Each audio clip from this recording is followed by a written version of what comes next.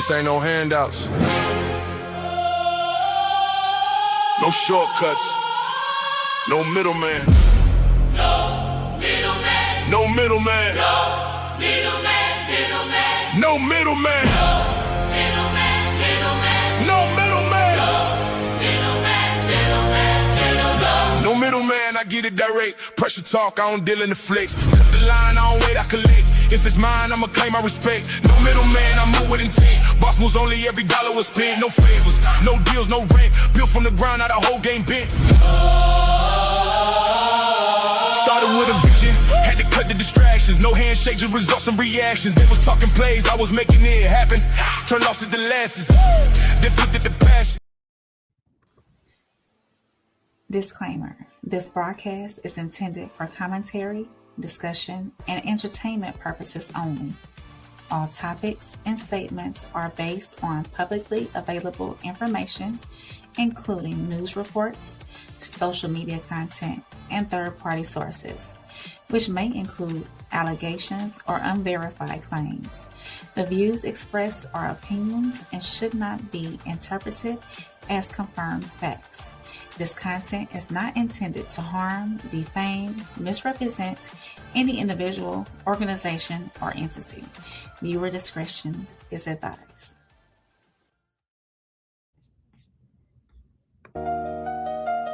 One step at a time.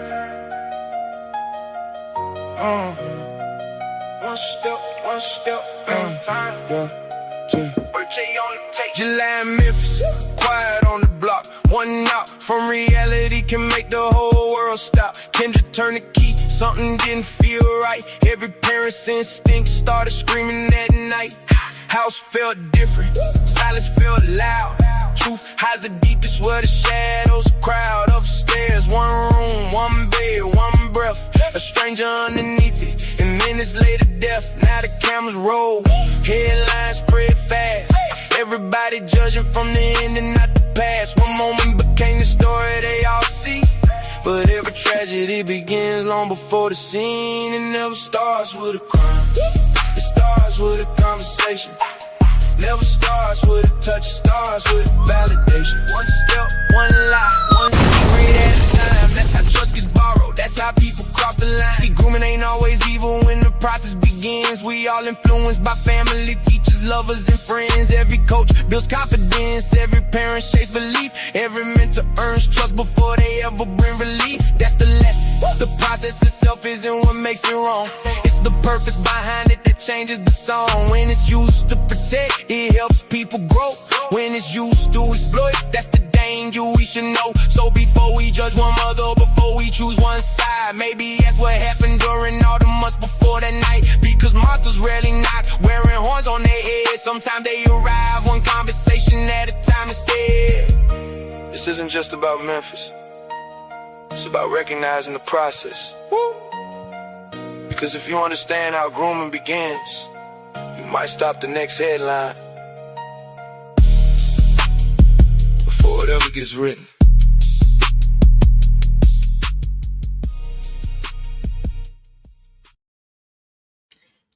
In July of 2026, in a quiet Memphis neighborhood, a mother named Kendra Scott came home to find her house locked up strange.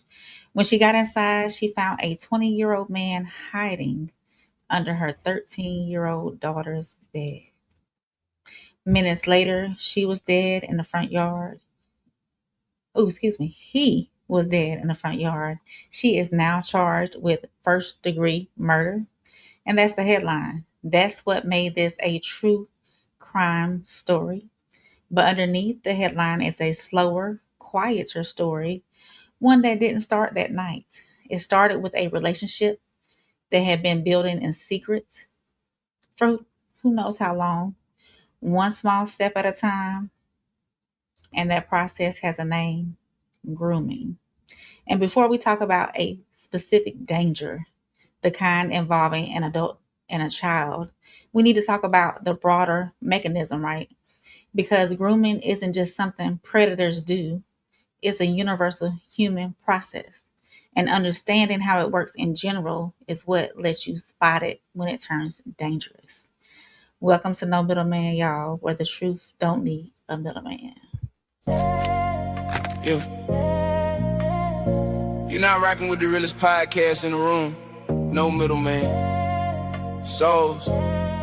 Soft rain. Uncle Plug. Let's go. No middleman. A Memphis mother is charged with shooting and killing a man who was found allegedly hiding under her child's bed early Thursday morning. Good evening, and thank you for joining us. I'm Stephanie Skurlock. That mother is now charged with first-degree murder. WREG's Caitlin Barker spoke to neighbors and is live tonight to share reactions. Caitlin? Good evening, Stephanie. This case is really complicated. Some neighbors say this mother did the right thing, while others tell me she's wrong because she took the law into her own hands.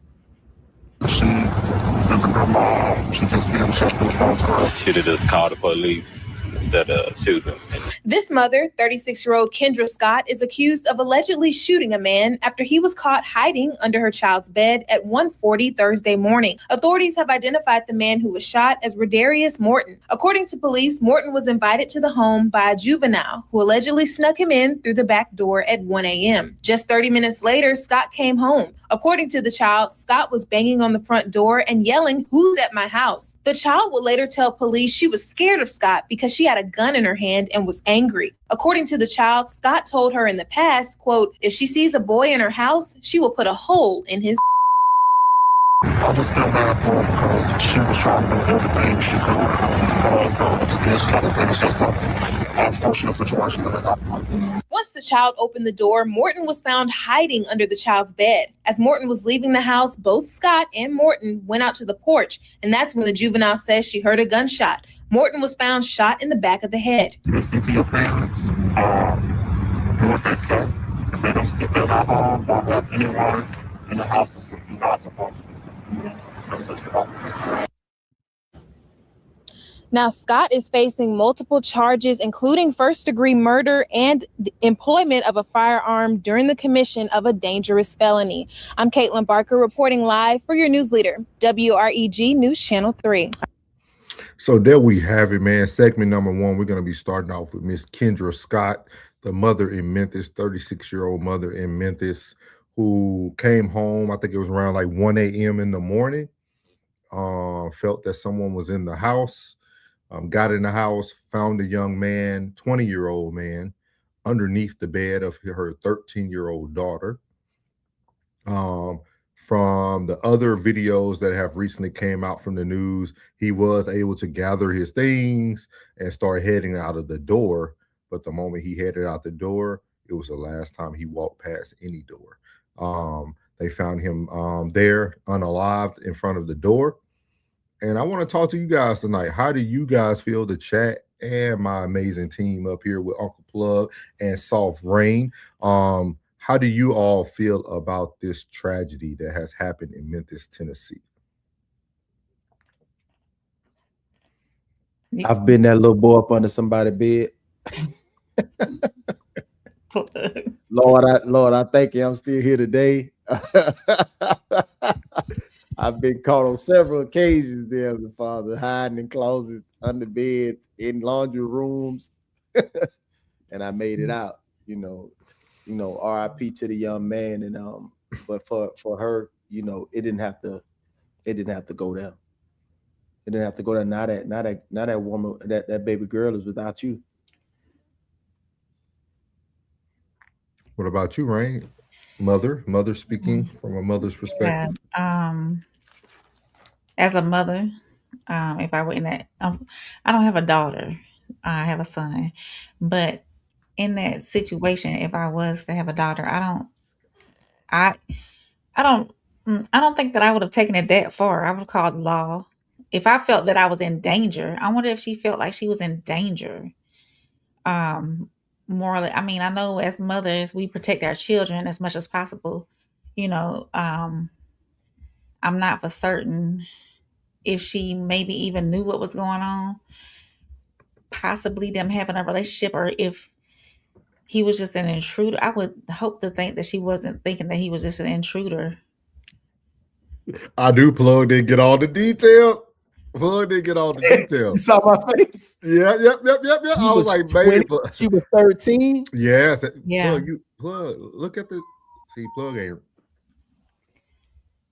I didn't, dog. I'm dead. I'll be like, no, I ain't see that, but I ain't gonna tell that lie. I ain't do that. 20. Yeah. Hey, I-90. Where you been? It's been a minute. Where you been? He been in the chat. He be on the sports show. Oh, okay. So where you been in No Middleman? And where you been on my channel? Hey, we talking about Kendra Scott right now. I know we y'all. talking about Kendra Scott. but no. He said he'll be in Dallas this week. All right then. But no, as a mother though, I think she took it overboard. I really do. She should have kicked him out and called the law. My initial thoughts. And as someone who I carry, and as you carry, when you carry a responsibility too of knowing what you can do with that weapon. And unfortunately, she let her thoughts overtake. She saw red and she made red happen. Unfortunately, there was no pause in it. She didn't think twice. If she would have thought twice, then he would still be here. And granted, him being 20 and she being 13, it should have been going on anyways. But with that being said, there were other avenues to what could have transpired other than this young man losing his life. Now, was he doing right? Absolutely not. But he could have been taken care of in other ways as far as being convicted of a crime, so on and so forth, instead of losing his life. So 13 years old though. 13. I'm starting to get confused. I'm very now that Plug know, I'm gonna let Plug re-answer, but I'm very shocked with your response, Rain. I'm very shocked with your response. Yeah. Just with how y'all act about everything else in the world. But what go ahead, Plug. Okay. Go ahead, Plug. 13, bruh. 13. Bruh. You mean to tell me all them little girls you graduated with, she was 13, bruh. He had no business doing what he was doing. No, he had no business doing what he was doing now. I'd have been caught in some closets, but I was under some beds, but she was my age. She was not 13. Keep the comments coming, y'all. We see it. I'm not at 15. I wasn't even looking at no 13, yo. Did you want some older than? What? I told you, man, when I was 14, I'm looking for 16 because she can drive. At 16, I'm looking for 18 because she can buy me some Black and Milds or some Newport. At 18, I'm looking for 21 so she can buy my liquor. At 21, man, I always was looking for something older. Always. I don't grasp that concept. Yeah, I was in closets, bro. Penny, I was in closets. So how do you look at it now, though? Like now that you know the mom walks in, all right, paint the picture. She walks in. This seems like something. This is not assuming. This is from the statement that the young daughter made, right? My mom told me if she finds a man in the house, what she was going to do, right? So obviously this is not the first time this young lady has brought someone into the home, which we'll get to that later throughout the show today.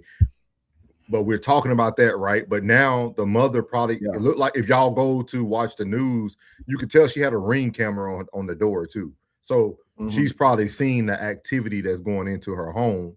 She gets into her home. She then finds a 20-year-old underneath the bed. It wasn't like she found a 20-year-old on the sofa with the 13-year-old. She found, and he had to gather his clothes. So he was hidden. I'm not gonna say. I'm not gonna assume. I'm gonna play Al Sharpton today. I'm not gonna assume. We're gonna just say that he was under the bed. Maybe he was hot. Maybe the house was hot. No AC. We gonna assume.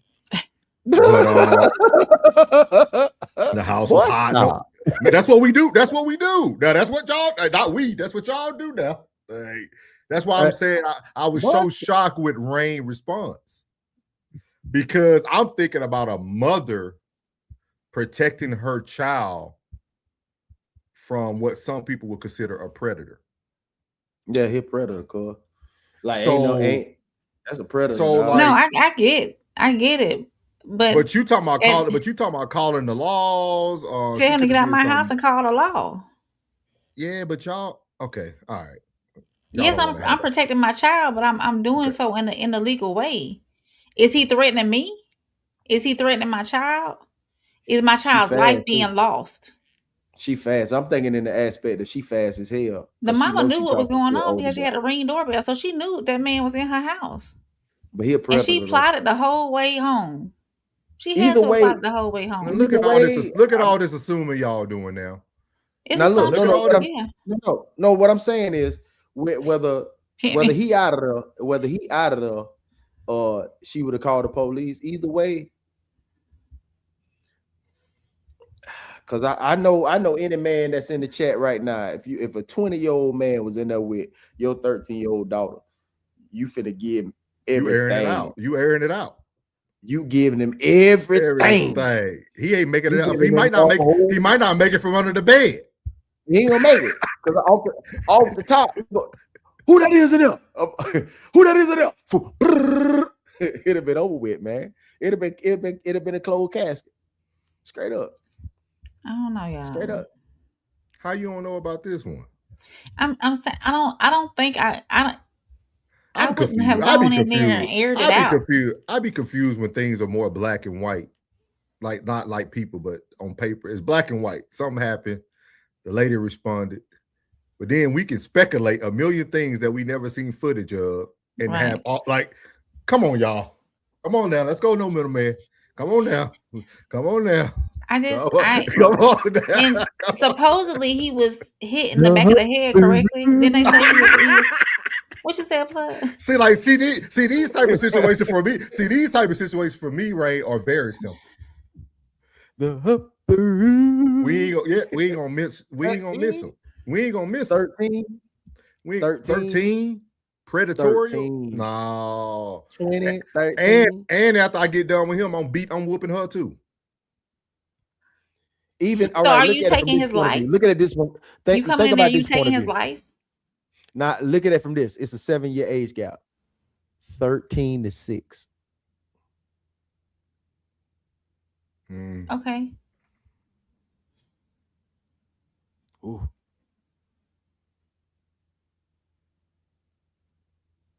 Gee. 13 to 6. That shit hit different now. No, I'm saying I don't see, maybe because I was a teen girl. And you was fast. I ain't gonna say I'm not gonna air my business out. No, you're going in the right direction though. This is gonna be an amazing series. This is gonna be an Right. amazing So- series and show. Mhm. So if I'm allowing this man to come be with me as a teen girl, You saying you wrong, not him. I'm wrong. not saying yes, I'm wrong because I know better, for one. Two, he's dead wrong. Absolutely, he's wrong. And he dead now. Assuming the mother saw the ring cam, knowing that man was coming in her house, I just don't.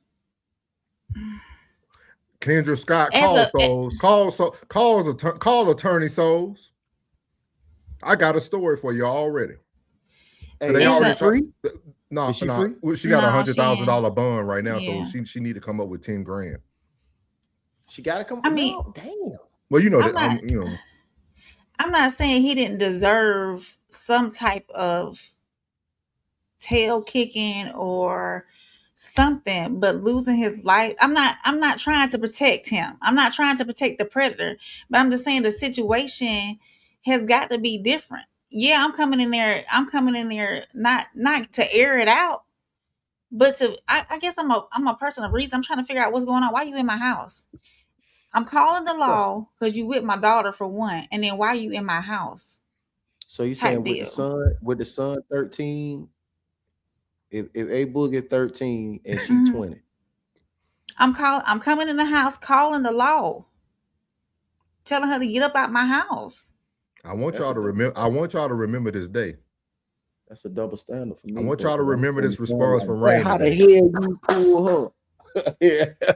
Boy, you pulling 20-year-old. You already know how that is. Boy, you pulling 20-year-old. Boy, that's my boy. Hey, but you gotta go, little mama. I appreciate you pulling up. Man. You understand me? Next time you should have hollered at daddy. You see how I'm playing, now you gotta go.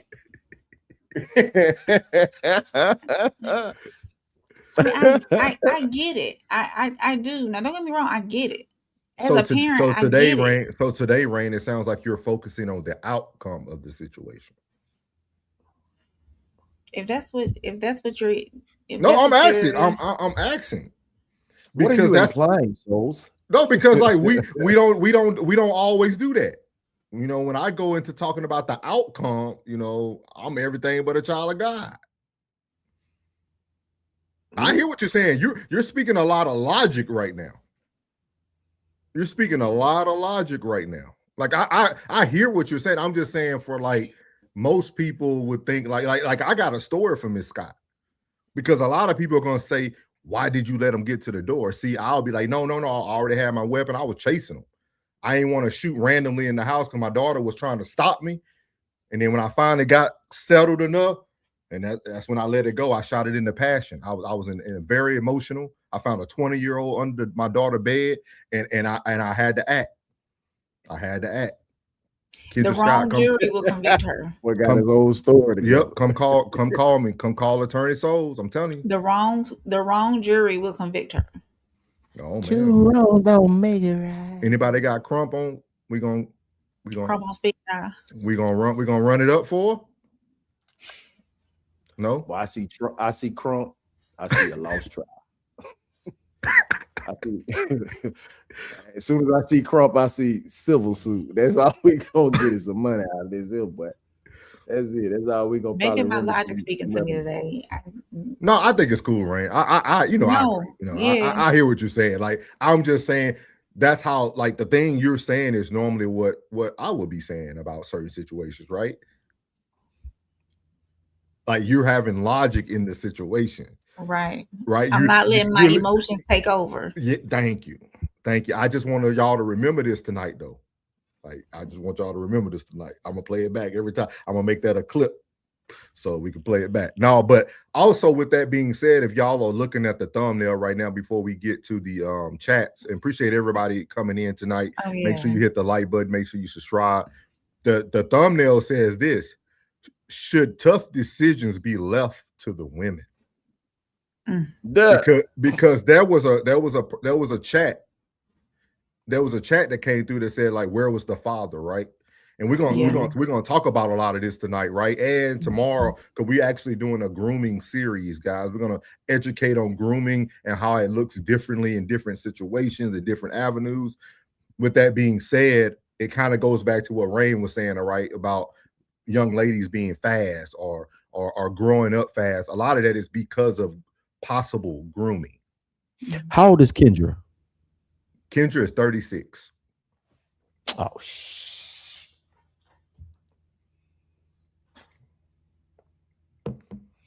look at that age. But you got to think about it too.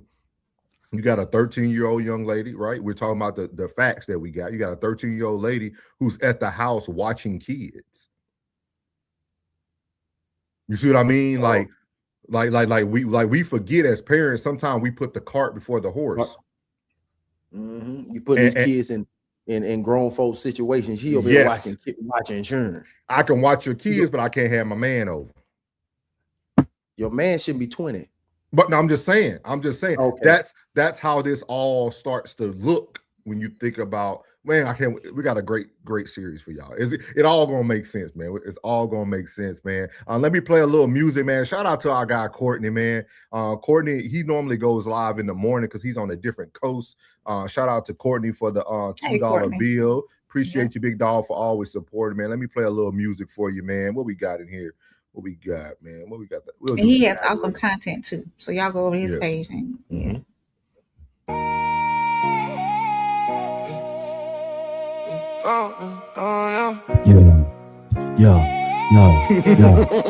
We treat the algorithm like the street. Watch your step. Get them plug. Hey. Everybody chasing views, Yeah. we chasing Yeah. self-respect. Yeah. Yeah. He about to catch it. Let's get it. Facts over Yeah. feelings, that's the code we protect. Yeah. Yeah. Yeah. Choose wisely, Yeah. act Yeah. accordingly, live Yeah. with Oh. what Yeah. you accept. Yeah. Yeah. You know, Uncle Plug with the bars. Yeah. No, man. Shout out to Courtney for always showing support and love, man. Great show over there. Y'all make sure y'all go over to the Courtney Egger show. He also has another show. He's on Banter, something for Banter. It's a good show with him and his Banter and homeboys. barter, I think. Yeah, Like Banter and Barter. Yeah, great show. Great show with Yeah. him and his boys, man. They got some sponsorships over there. Them boys moving, man. So good stuff, man. Good stuff. So we're gonna let Rain read the chats, and we're gonna try to answer some of these for y'all so we can have a discussion tonight. Penny said, that's not an invite if she's a juvenile. Mom got it right, but wrong because she waiting to the porch in the back of the head. Miriam said, Penny, not the pew pew. Mike Hunt. Welcome in, Mike. Is this Mike been going in. Now, this is the first time Mike going in too. Mike letting y'all know. Well, thank you, Mike. But thank you for being here. Yeah, but yeah, you weren't 20 years old and they weren't 13 years old, right? Yeah, he was asking Plug. He cleared it up. Okay. But the fact here is he was 20, she was 13. He got exactly what he deserved. All right, Mike. Tell him, Mike. Penny, rain hands, rated E for everyone. Quit playing. Rated E for everyone. That's dope. Hey, Miles, it's been a minute. He said, what exactly is the difference between murder and manslaughter? I'm gonna start it and we'll explain it at the end of the show. That's a good question, Miles. I'm glad you are here to be educated, sir. Muriel said he would have pew pew, but while he was looking at me. Mike Hunt said, how did this see y'all missing? How did this see y'all missing? How did y'all miss it? He was talking about the age. Oh, he was 20, she was 13. Are y'all missing this? Muriel said, I have a daughter. It's lights out. I believe you too, Miriam. After every Wednesday, I keep getting more and more of a dose of you. I don't put nothing past you now. I don't put nothing past you. And she a vet too, so she got that training. Yeah. Mike said the girl is 13, he's 20. Hello, that's the death sentence. Mike, where you from, big dog? Penny I'll be from right here in the great state of Texas. Penny said that's grape in a lot of states. And yes, it is. And I will say this. If I didn't take care of him outside the fence, once he got inside the fence, then people were going to take care of him inside the fence. Boy, look at him. Your booty be like a cup holder. See? Mike Hunt said, so he was going to get his regardless. Mike Hunt said, I'm going to say it again. If you thought a 13-year-old and a 20, you're done. Mike also said, she was 13, he was 20. That's my daughter. You don't even make it to the effing door. She was smart to let him get on the other side of the door. Yeah. Penny said, Souls, I'm with you, and shocked that rain too. Me too, brother. Penny said, not the closets. Trapped in the closet, Arkels. Yeah. Mike said, Big D, home of the greatest football team in the world history of the Dallas Cowboys. He in the D with it. Fuck, called it. Hey. He sound like he was in a great state of Texas. I knew he was in a great state of Texas. Yeah, he in the D. I-90. Wes said, yeah, I'm with Plug. When I was younger, I looked for older, not younger. Mike said, I don't you take my sweet 13-year-old daughter. I don't give a S. What excuses are 20? You 20. Bye-bye. He said, 20, bye-bye. Bye-bye. Miles said, if age is in question, don't do it. Better believe it. Penny said, and the little girl knew what she was doing being fast. I-90 said, that's a grown man with a child, shaking my head. Yeah, true. Mike said, and for good reason, that punk tail 20-year-old decided to take the innocence of a 13-year-old child. Is never coming back, and neither is he. Damn. Penny said, was there a Y'all, he a fool. I ain't even see that. Penny said, rain showing the white side. Read that one The more logic side, the logical side. Yeah, No? You think so? It's only one side on that side. Miles said, "Where was Dad?" Penny said, "Moving all types of furniture." Yeah. Jen said, "I don't think most mothers would have discernment in that moment." She said, Bang, bang, Kate. And she said, "K." bang, bang. Penny said, "Jen, go ahead and redeem your girl reign." I would most likely lose it. hmm Miles said, "Sons are raised, treated differently than daughters." Yes. Jen said, "Little Penny, we different." Madam. But I've reached very shocked because Madame, no offense, when this Madam, no offense when Ray, you got me.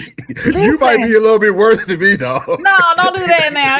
We about on the same level, so don't do that. like you literally just sounded that out to make it what you wanted. Madam. Madam. But it's I'm trying to, Yo, sometimes you good? it's hard You to read good, these Ray? I've been through comments it. We gotta have laugh. We gotta when laugh. autocorrect be There's tapping a in lot on. of tragedy going on in the world. Man. We Yeah, gotta laugh. I'm very shocked because, Madam, no offense. If he had did what you suggest, this man would have probably been out in 3 to 5 years, worst case. Mm. He said, now when that 20-year-old gets out, do you think he's going to change his weight? And now he's going back and doing it again. And God forbid, what if it's your daughter? I bet you change your opinion there. Mike said he's changing your mind today, Ray. Penny said his life was forfeited as soon as he stepped in the house after hours. Mm. Mira said all predators need to be in the upper room. The upper room. Izzy said, "Yer." What's up, Izzy? Penny said, "I see that Jen. We team belt to tail. BTA." Izzy said, "What's y'all thoughts on the divide in politics between Afro Americans and Africans?" No comments tonight. Thanks. Penny said, "We assuming he didn't come through the window." No, he came through the door. She let him in. It's facts. It's facts. It's in the affidavit. He came through the door. She let him in. The 13-year-old let him in. Yeah.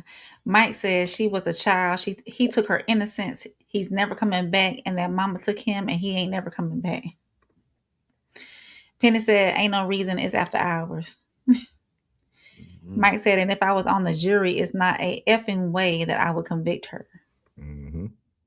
13 is a child. Mike going in. Penny said she must look grown. You know them 13-year-olds nowadays. Penny said, shaking my head. She must look grown.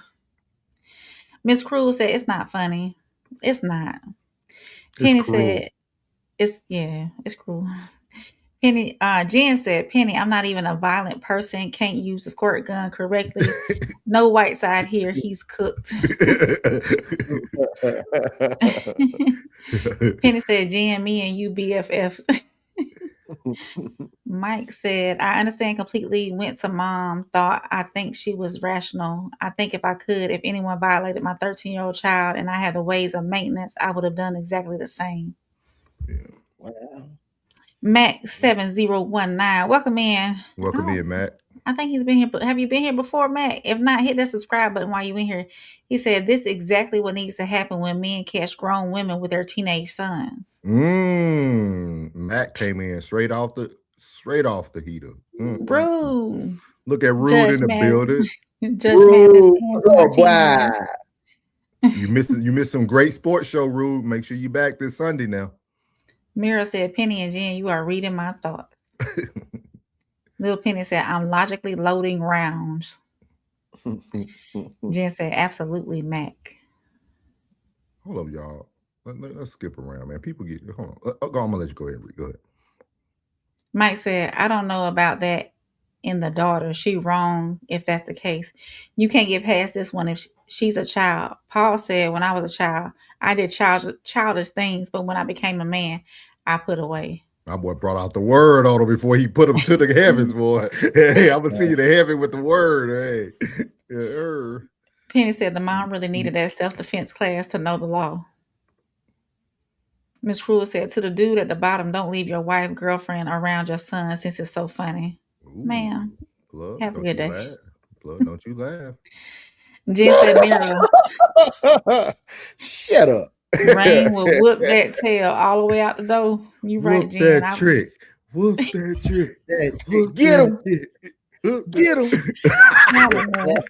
Mike said, many dude got hemmed up trying to gather up his Jordans. We can't read all these, y'all. Yeah. We're gonna get through the chat, man. We appreciate y'all. What's up, Hey, Classic in the Classic. building?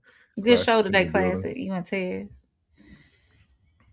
Mike said, you unloading the clip, you put another clip in. You unload that clip, you put another clip in, and you unload that clip too. Mike said he got all the ammo. Yeah. Penny said age ain't nothing but a number of rounds. Yeah. So we appreciate what I-90 said. He said, I'll be staying in downtown Dallas this Wednesday. Any good food spot recommendations? Kitchen and cocktail. Yeah, kitchen and cocktails. If you want Kitchen- some good kitchen and cocktail. barbecue, make sure you go to Terry Black's and Hutchins. You got to try them both. On his side of town, it'll be a Cadillac barbecue. Okay. That ain't that good, though. Cadillac ain't that good? Not when you compare it to like Terry Black's. Okay, yeah, Terry Black's the business, though. Hey, but if you want to, you in Dallas, so you actually in the hood, so you're gonna have a lot of good spots. Downtown Dallas ain't downtown Dallas. You can't lose a kitchen and cocktail though. They got some good food. Yeah. So we appreciate everybody, man. In the thing, let's go ahead and time you out there, Watermelon Felon. We appreciate the chat tonight, man. It's gonna be a good show tonight. I think y'all are gonna really enjoy what we have for you guys tonight, starting with this first topic. I just hope that the mother gets the same support others get. I hope there's somebody out there willing to pay her bond. She need 10 grand. Maybe plug in the shop and get it for her. I'll see what they can do. He had to hide it downtown. Okay. Don't put out too much now. I-90, you might, hey, we don't know who is now. He gotta let the ladies know where he gonna be. You know he said, y'all come see me. Pull up on me. But that was the first segment, man. Just talking about what's currently going on. I do want to say rest in peace to the and prayers to the Nolan Wells family, man. They did have the celebration service today. Don't want to overlook that family, man. So prayers to y'all. But there is tragedy at every step, man. It doesn't matter where you turn. You can find a story to cover every second of the day. So we'll keep you guys abreast. And I'm sure if y'all catch the weekly Radar with Rain, she'll keep you abreast as well. So just make sure y'all tap into all the channels, man. But before you know it, man, we got to get to the best news in all YouTube areas, man. We call it the Radar with Rain. Soft rain got Alabama grace all in the spirit. Yeah. Georgia roots in the soul every time you hear it. Yeah. All right, y'all. Welcome back to On the Radar with Rain, where we track trending news across the internet and everything that's shaping the world. Tonight, I wanted to stick with our theme, grooming. This happened last year, so we're going to examine a disturbing North Texas case involving former Mesquite teacher and volleyball coach Mathan Lowe. According to Fox 4 News, police records, and an arrest warrant affidavit, Lowe was arrested and charged with child grooming. These allegations have not been proven in court, and he is, of course, presumed innocent until he is proven guilty. And here is the investigative timeline. I wanted to mark this out. According to the affidavit, Lowe first met the teenage girl in May of 23 through a volleyball-related gathering. She later joined his volleyball team in the fall of 24. Investigators allege that private communication began around March or April of 25, and after Lowe reportedly asked for her phone number to send volleyball footage. That's the first part. Police say the messages became increasingly personal during the summer of 25. The affidavit also describes 3 alleged in-person incidents during September of 25. The girl's mother reportedly discovered the communications around September 28th, and the allegations were formally reported to Mesquite's police on October the 2nd. Lowe was arrested in December of 25, with police reporting the arrest on December the 10th. But what investigators allegedly found on his iPad is what makes this case alarming. So police say the device contained an apparently AI-generated document titled Hypothetical Counter-Influence Plan. Hypothetical Counter-Influence Plan. According to that affidavit, the document outlined a 5-phase strategy involving trust building, emotional influence, doubt, power shifts, and making the teenager believe she was making her own decision. Police have not identified the AI platform or released the original prompts that he used. That matters because AI can organize ideas, refine language, and make manipulation sound supportive or caring. And to be clear, AI did not independently commit the alleged conduct. Responsibility remains with the person using the technology. But this case has a question. Are AI companies, schools, churches, sports organizations, and parents prepared to recognize technology assisted manipulation before harm occurs?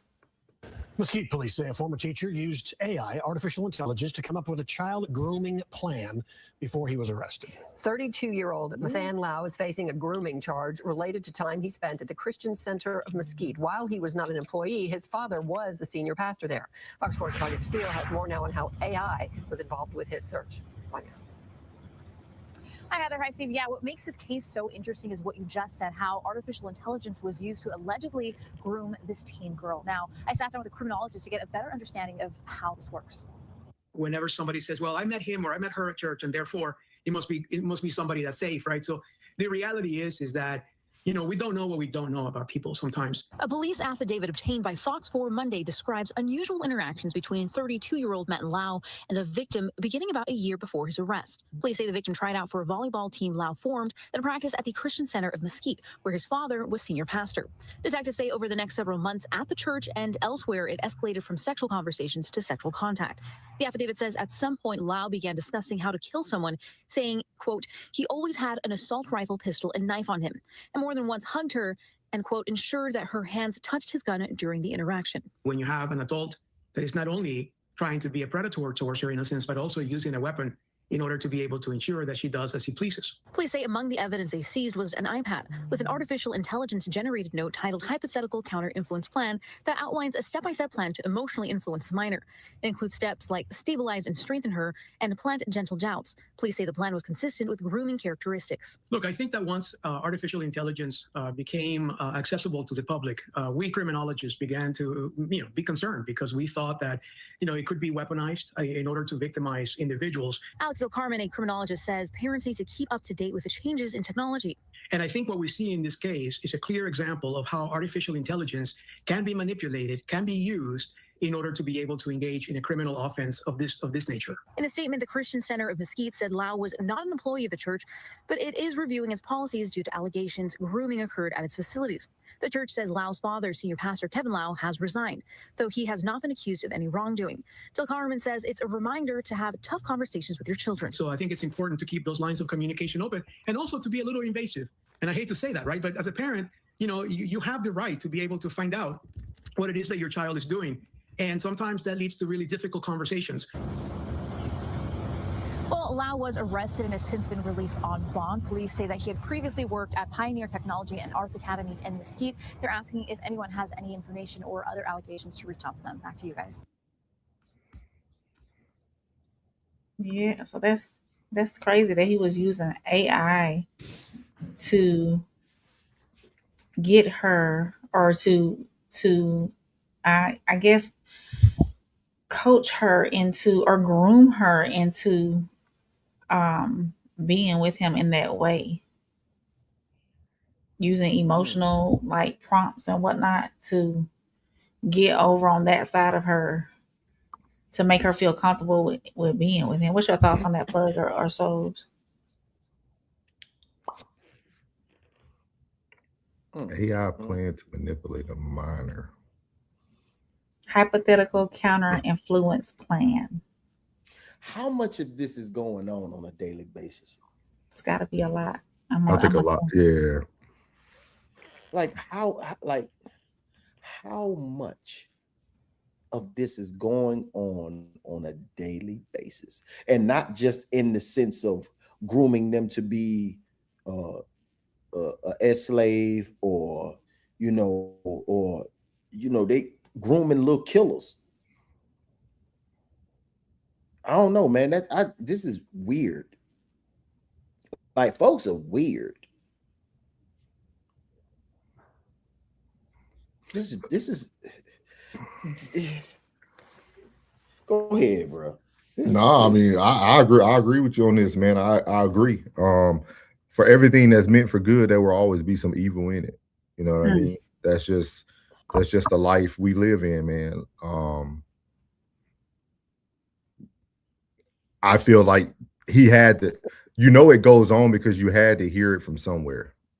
You know what I mean? Like, Yeah. nothing just falls out of the sky. Like, nothing just, oh, I'm gonna create this plan, and this is what and we're gonna talk about it from today and tomorrow. Today it'll be from a different standpoint. But with that being said, I mean, it's out there. It's heavy. Um, think about it, man. People don't even care about like being registered no more or nothing. Like, you can go on YouTube right now and just find pages where people like set people up and find these people who do these predatory things, man. Oh, yeah. It's becoming such a norm, man. It's like people don't like to admit to it, man, but like majority of people are profiting off of tragedy. Like, So I mean, ask this even question. yeah, go ahead. Mhm. Ask this question. Like, why don't anybody interview these are the people that need to be interviewed? Like, to really ask them, like, what was you going through? Why would you do this? Because I know this is the first time someone's been caught for this, but it goes down on a regular basis, bro. And it's things of even hate speech. Yeah. Because I was raised in that. A lot of hate speech. You know what I'm saying? And that stuff, Yeah. it lingers with the child into their later years. You know what I mean? Just little innuendos that you just shoot at them. That's a portion of grooming as well. Especially if I would call it grooming if you're grooming, like, it's different when you're trying to inspire a child. But Yeah. kind of thwarting their minds to be negative, to do negative things, to be violent. You know what I mean? It's something to teach self-defense and teach violence. You know what I mean? Like, dang, man, I wonder how much this. It's an even heavier Go ahead. conversation when you take it from what you just said. Like, and we can probably make this more than 2 days now. Like, because when you think about just the word grooming, right? Like you said, it's not always in a sexual manner, or it can be a cultural thing. It can be generational type grooming. It can be like, when you think about it, like, what we do every day could possibly groom someone. You see what I mean? That's why sometimes what we say is more important than it's like, it's very important of what we're trying to actually what me and you talked about is like what we're putting out there. You know what I mean? Like, in my city, I show like it's a lot of history in my city where like they groomed us to be strategic and to gather together in those hidden areas where you can get things done and understand the power structure of things. So like, I just think grooming can look in so many different ways, and it could come out to be a positive, or it can come out to be a negative. But in this case, it's definitely a negative, man. AI playing, that's crazy. In Mesquite, Texas, too. The question that comes to my mind, and y'all may not necessarily have an answer for it. Souls may have an answer for it because of him being in the mental health field. Do you think that when it comes to this grooming and manipulation and whatnot, is it more so the fact, does the person that's doing it get off on the fact, when I say get off, or get satisfaction from the fact that they are manipulating somebody, or is it the inact they're actually getting with that person? Is it the fact that the process of doing it, or is it the end act of finally getting that person to do what they want them to do?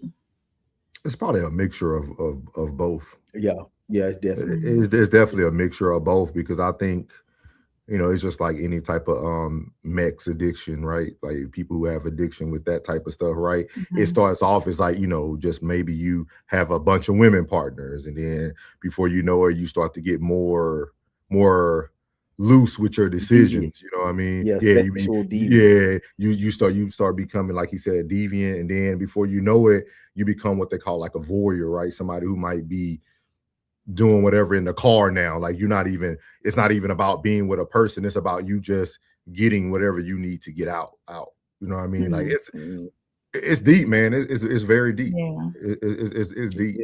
But yeah, great segment, man. Great segment. All right, y'all. That was On the Radar with Brain. If y'all are catching this on the rewatch, make sure y'all hit that like button. Make sure y'all subscribe and leave your comments down below. Let me know what you think. Sovereign got Alabama grace all in the spirit. Yeah. Georgia roots in the soul every time you hear it. Yeah. All right. Y'all already know what time it is, man. We just got done with the Radar with Rain, and there's no other way to go than the real spill with Plug.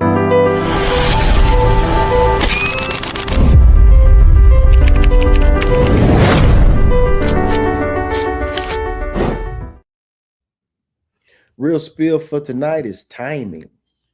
Timing is one of the most important or the most underrated forces in life.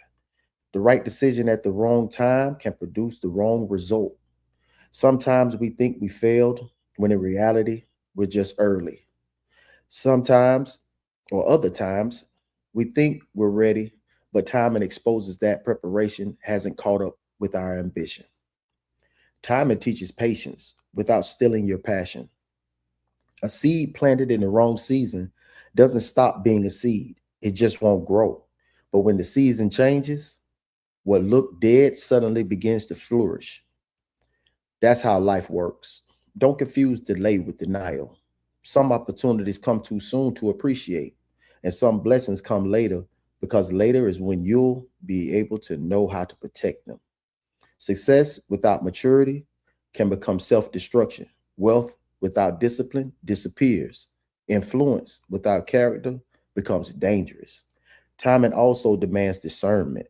Knowing when to speak is just as important as knowing what to say. Knowing when to move is just as valuable as knowing where to go. Every opportunity isn't your opportunity, and every open door isn't your door. The greatest athletes wait for the right opening. The greatest investors wait for the right market. The greatest leaders know when to act and when to be still. So, if you're in the season of waiting, don't waste it. Build your character, sharpen your skills, strengthen your faith, and prepare your mind. Because when the moment finally arrives, timing won't matter if you aren't ready to meet it. Real spill. Timing doesn't just reveal opportunity, it reveals preparation. Be patient enough to wait for your season and wise enough to be ready when it comes. I'm Uncle Plug. This is Real Spill. Choose wisely and act accordingly.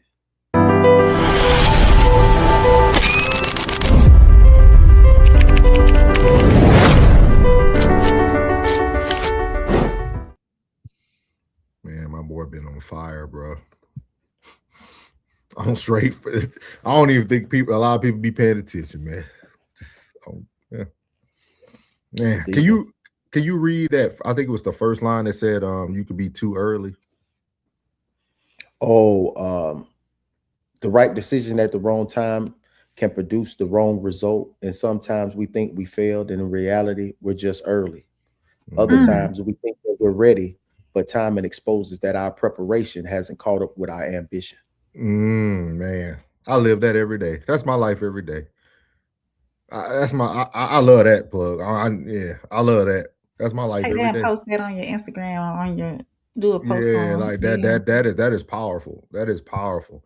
Like I don't know how many times I have contacted Plug or Rain, and I could show y'all something the next day, like 24 hours later. Like, bro, look, a thing that was just judged is being done right now. Like it's like I think 2K said it on his show like last week.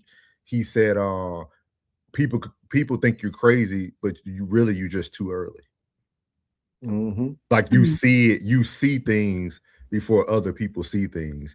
So like, man, that amazing, y'all, man. Shout out to Plug, man, for timing, man. I think that's amazing, man. Before we move on to the next section, I'm gonna let Rain get through some of these chats, just because this next topic is definitely gonna have the chat rocking in just a second. So here we go. Penny said, keep your kids safe, people. They got manuals out here for pedos. Penny said, AI ethics is a joke. We wasn't ready. I agree with that, Penny. I think all that is ahead of what we were expecting. Penny said, senior pastor. Yep. Be the ones. Mario said, did she just say it was interesting? Penny said, oh, he need a reservation with a gasoline draws too. Two for not raising him right. Mario said 100 Penny. Penny said money over morals. Penny said, no, why bond? He said, no. I-90 said, it's weirdos out here, shaking my head. Mario said the mom should have gotten a smaller bond. Oh, yeah, she told me, yeah. I agree. Yeah. Penny said, like and subscribe, chat, and feel free to contribute with a comment. Yeah, we like when y'all talk to us. And become a part of the family. Hit subscribe and catch every conversation. Thank you, ma'am. Thank you. So as we're talking about this, man, we're over here speaking about grooming, things of that nature tonight. So we're going to move into segment number 2, man. And I posed a question on the thumbnail tonight. Is the lack of men creating hardship that most women can't see? So we're going to talk about this in segment number 2. So here we go. Yeah. You're not rocking with the realest podcast in the room. No middleman. Souls. Soft rain. Uncle Plug. Let's go. No middleman. Now we got to talk for a little minute. So the internet going crazy about this grown lady, 36-year-old, shooting a 20-year-old man in the head by hiding under her daughter's bed. We finna talk about that, and I'm finna break it down for you. Okay, long story short, short story longer. Let me tell you something. First of all, the daughter, 13-year-old girl, she been sneaking boys in the house, in and out. Now we can tell that this is a broken home because we don't hear from the father. With that being said, the daughter gonna sneak boys in. You feel what I'm saying? While the mom's at work, you feel me? She been doing that. So the mom said, next time I see a dude in here or anybody sneaking in my house, I'm gonna put that fire on him. You feel me? Straight up. So the girl invite the boy over at 1 o'clock. You feel me? 1 o'clock in the morning. The mama's still at work. She got off work. You feel what I'm saying? Banging on the front door. You feel me? She came in the front door. He's talking about, who in my house? Who in my house? And to find Rodarius, the 20-year-old, under the bed. You feel what I'm saying? Now this way it get wicked. So the mother tells the boy to leave the house. You feel me? Get your shit and get the fuck out. You feel what I'm saying? 20-year-old boy grabbed this shit. You feel me? Walking out the house. You feel me? While the mama walking behind him. You feel me? As she walking out the door, they both hit the front porch. Boom, boom, boom. She shot the man in the back of his head. Now we finna get to this. Now we got a lot of people saying that, oh, she right. We got a lot of people saying, yeah, man, hey, nah, she's free her. Hell no, nigga, keep that bitch locked up. Swear to God. Reason why? Because I'm going to tell you, because people don't think before they act. You feel what I'm saying? People don't think before they act. And that's what gets them fucked up in the long run. And that's what's going to get a lot of people fucked up in the long run, because y'all don't think. And the internet showing me, and it's telling me that y'all don't think by y'all responses. Cairo, get your ass over here. I can't even whistle right now. Dog always trying to run away. But back to the true crime. So boom. Reason why I say don't free her, because at the end of the day, she could have handled that situation a little bit better. You feel what I'm saying? I know I'm gonna get a lot of clash about this, but at the end of the day, I'm not justifying old boy rights. I'm not justifying him being 20 years old messing with a 13-year-old. I'm not justifying that. I'm really mad of how she handled the situation. You feel me? That's what bothers me. You feel what I'm saying? It's a million things you could have done to prevent you going to prison for first-degree murder. You feel what I'm saying? With that being said, I'm gonna name some things that you could have prevented, that you could have did. You could have pistol whipped the man. You feel what I'm saying? chill. But you could have, you feel me, put the hands on him. You could have called somebody else. You could have held him there until the police came. You feel what I'm saying? But let me go ahead, straighten this out. You didn't even, before you shot him, you didn't even check his ID. You didn't even know how old he was. So you just shot somebody not even knowing their age. You feel what I'm saying? The police had to find out his age by checking his ID once they checked his body. So yeah, that's how they found out he was 20. Let's go ahead and get that in the clear. So he looked like he could be about 15, 16. But at the same time, you feel me, at the end of the day, you got to look at who the problem and who the problem. The dead end in the household. You feel what I'm saying? You at work and your daughter been doing this. You feel what I'm saying? And you just up the pistol. Like I said, it could have been many ways you could have went about this. You could have called the police. You could have did this. You could have did that. You could have did this. You feel what I'm saying? But now you gonna get yourself locked up.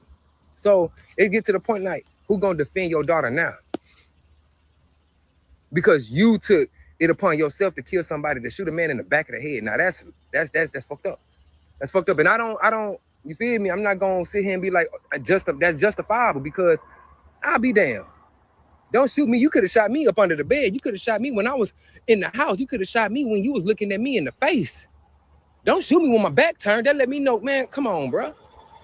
I don't give a care what nobody say, what nobody feel. No, the dude was wrong for being 20 years old, sneaking in the house with a 13-year-old. But at the end of the day, the mama was wrong for shooting that man in the back of the head. And she had multiple reasons and multiple things that she could have goddamn did to avoid that. Now you locked up. Your daughter was like, now she, what? We know the father ain't in her life, because if he was, she wouldn't have been in that predicament, and the daddy would have been in the house, and the dude would never came over there. You feel what I'm saying? So with that being said, it's like, it's crazy to me. It's crazy to me how people be like, oh, she ain't wrong. She ain't wrong. She is wrong. I don't care. She is wrong. There's plenty of ways you could have went about it. There's plenty of ways. You feel me? Plenty. So at the end of the day, they both wrong. Period. Better yet, all three of them wrong. Everybody in that little circle wrong. Yeah. And I'm gonna keep it straight like that. I don't take no sides. So he from Florida. You feel me? You feel me? So very eloquently put. I was trolling Rain earlier because, of course, y'all know I already watched the video. So but I wanted to also do almost like little mini experiments from here on out on No Middleman. Is that like there is always someone who thinks like you, regardless if the disagreement is loud. There's always someone on the other side that agrees with you, and that's one of the things that I'm learning very quickly, is that others might be loud. They might can talk faster. They might can say it better, but there's always someone on the other side that feels and thinks like you. So there's never a wrong answer. Never. It's just whatever answers that sounds good for you. So that's why I wanted to play that, because I didn't know what Rain was going to say today, but it worked out perfect for you because you have somebody who's adjacent to you. What is y'all thoughts about this? He hit on a lot about the hardships, right? If there was a man in the household. We did a whole series about we need to save the youth and talking about how men need to step up. No Middleman, I think we are going in the right direction. We have everything's kind of lining up in these conversations. So go first, Rain. Hey, Rain, you got some redemption. Go, do you think? Hey, he made a lot of sense. He spoke logic. There was 3 wrongs in this situation. She chose. He said everything that I was like, okay, so she shot him in the back of the head, so she had a good shot, right? To hit him in the back of the head. Could she not bust him in the kneecap or the ankle or something and then call the law? I mean, I'm not in that situation, so I don't know, because she acted in the heat of passion. If I was to come home and catch a grown man up under my daughter's bed, I'm telling him to get out and call him the law. I'm snatching him up. He would have left everything there that he owned. You don't own nothing else in this house. You getting up out my house and I'm calling the law. Now, if you pose a threat to me while you're in my house, now that's a totally different story. Attorney souls. That's a good way to go, Rain. Totally. If you threaten me while you're in my home, totally different story. Totally different story. But in that situation, with that being said, in that situation there, depending on what transpired with me finding you up under my daughter's bed, etc., that's you're making your future. If you go quietly, I'm still calling the law. But if you don't go quietly, um, things will happen. Because I gotta protect me and my family. If I'm the head of the household, obviously the daddy not there, so I gotta protect my family in that sense. So you come in here and you coming at me and you posing a threat to me is a different story than you just like getting from up under the bed trying to run away type deal. But I'm still calling the law regardless because my daughter know your name. Calling the law, we're gonna report this to the law enforcement. You're gonna get it going. I mean, whatever your future holds after that, as long as I know what I did in that moment gets this situation taken care of, then I'm cool. And my daughter's probably getting her tail whooped too in the meantime, because at 13 or 20, what you doing, little girl?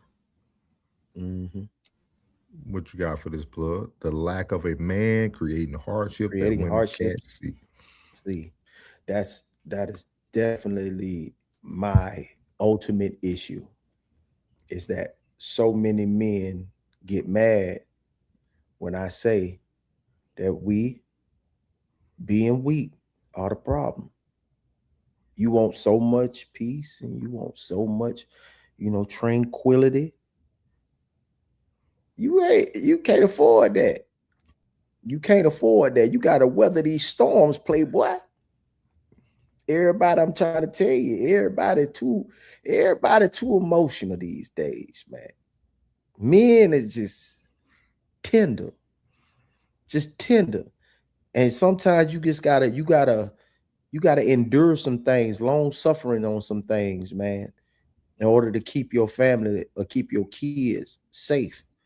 Because a emotional, irrational, bitter woman could end up, you gonna end up getting a child now anyway. Whoever the dad is, he finna get the kid now anyway, because the other parent is gone.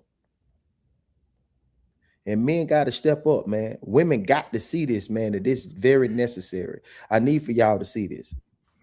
Women, you have to see this. Be mindful of the men you have children with, because that's a long-term situation. 10 years is a long time. 18 years is even longer. But that's a whole life y'all created. Y'all got to be mindful, man. And that man needs to be present. To be present is a gift. And the kids need their daddy, man. I'm telling you, kids need a man in their life, bro. I'm trying to tell you, man. That's why this life is unbalanced. That's why our culture is unbalanced.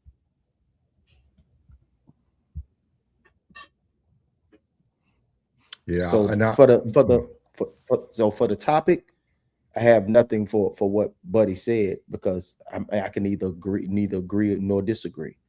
You know what I mean? Because in that moment, that woman did what she did because of what's happening.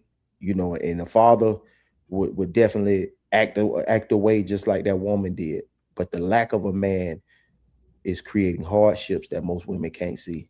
You need to make sure that you're making the right decision having that child with whatever man you're having that child with, because the lack of that man being present is detrimental to them kids.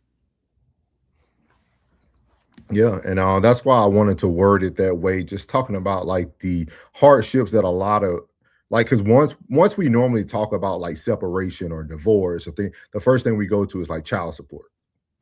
We always go to the monetary side of the hardships, and we never think about these hidden things that could come up, that those one-offs, right?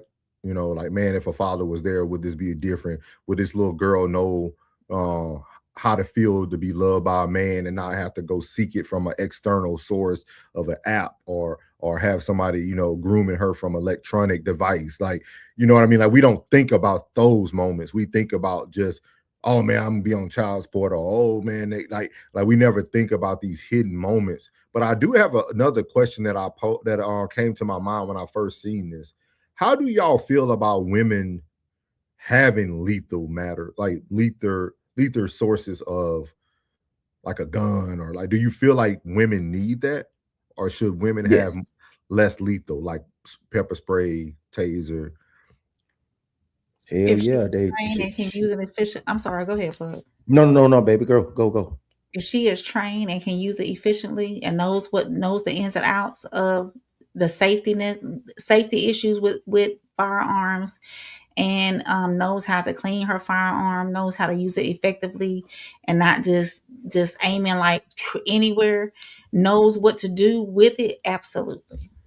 Do you feel like this was a scenario that was used correctly though? No. Okay. And do you feel like the woman at Walmart used it correctly? Woman at Walmart. That had the 63-year-old man that died? No. I'm just asking. I'm just using like there's a responsibility comes with gun ownership, and that comes with a user. You know what I'm saying? So of course, logic goes out the window when you're in those high emotional like type, situations. Logic sometimes will go out the window, so as a responsible firearm owner and user, you have to make sure you maintain that somehow. Because at the end, on the other side of that, if you do choose to discharge that weapon, a life can be lost. And that responsibility is on you. Whether you're defending yourself or whether you're just negligently, is that a word? Being negligent and just pewing off everywhere. You know what I'm saying? Yeah. So as a firearm owner, you have that responsibility. You have that, you have to protect yourself, yes, but you also have that responsibility of what you do with that gun. Of being responsible. Yeah, I know what you mean. Yeah. That's why you asked. That's why you asked that, because and a very emotional being is holding that firearm. Yeah. You know what I mean? So I know exactly why he's asking. Because that's the first thing I thought about. Like the men should almost be replacing that lethal form that you need, right? Or getting you into some self-defense classes or things of that nature. But I pulled up some data in 2024 nationally. They did a national representative study for adults with firearms access. They found that 91.7% reported they never used a firearm defensively during their whole lifetime. Like, even think about that. So over 90, the other 9.3% that are using their weapons aren't even probably registered gun owners. It's the worldwide violence we see, right? The horrible use of weaponry. It said, and then also in 2017, they did, that's funny that y'all said Pew. It's the Pew Research Center surveyed and found that 17% of current gun owners said they had used a gun to defend themselves, their family, or their property at some point in their lives. So only the studies back then, it was only 17% of people who actually even used their firearms to defend themselves in like an area that was considered like hostile or things of that nature. So just something to think about when you think about, who should have firearms, why you need them. Are you actually going to be able to use it in the right manner if needed? I think lately we're starting to see that social media, we can see so much now. I think we feel more danger than we actually encounter. Yeah. I think people move so emotionally now because like everything they see. So now when I get out and I feel threatened, I go into like the worst case scenario because that's all I see. Damn, you good, boy. You is good, boy. You is good. That boy good. Like I really feel that. I feel like we have been groomed, because we're talking about grooming. We have been groomed to think the worst case scenario without even having any type of like common sense or logic. Like we already pulling out the weapon to do all these things because just last week the girl was on the subway and the man stabbed her in the neck. So like now you ride a subway, somebody stands up and you go right into attack mode because it's PTSD. It's PTSD. We know it's real, right? It does happen. Like, but I really feel that's why I asked that question about do we feel that women really need these forms of protection in the world and society that we're currently being groomed into, because the stats even show you that 91% of registered firearm owners don't ever use their firearm. So think about that. Like that's a very high percentage. That I've never had to use mine. I said that the other day. I haven't really carried in a while either. There was a point in time where I carried every day. Like anytime I went out, well, not to my job, of course, because I can't do that. But like when I went out into the public, and I think it was more at the heightened part of COVID because everybody was like on edge all the time. And I felt that uneasiness. But now that it seems to have slacked up, I don't feel the need to carry as often. But I have gone to the range though. So Comedy Kid, welcome in. He said this is premeditated, excuse-driven generation. I had just said this the other day. I was like, man, I say I never felt so safe in this area. Like, now this is probably the safest place I've ever been in my life. I say I've never felt this safe. I like sometimes I got it with me and I'd be like, why? You know what I'm saying? Like I'm like, bro, like I say, you care? They were like, yeah, I care. I'm like, why? He was like, I don't know. I think it's habit. I said, yeah, it's just habit. Cause like, bro, this is Disneyland. Shit is safe. Boy, this is the safest place on earth. You know I mean and I know that anything can happen at any time, anywhere, really. I know that. But two, I make sure I don't put myself in situations like getting gas after dark or, running to the store after dark when I know I can do that during daytime, when it's light outside. So two, being safe in that way too, we have to have discretion whenever we're out in the public as well. And always keep your head on a swivel. Always make sure you know what your surroundings and what's going on around you as well. Just like when I go to the restaurant, if I'm by myself or with a group of people, I don't like to sit with my back to the door. I've always been like that. So it's different folks, different strokes, different folks. So, unless I'm with somebody that was going to change, right? Unless I was with somebody who was providing my cover. What did you say? Providing your cover. What are you on, Chicago PD?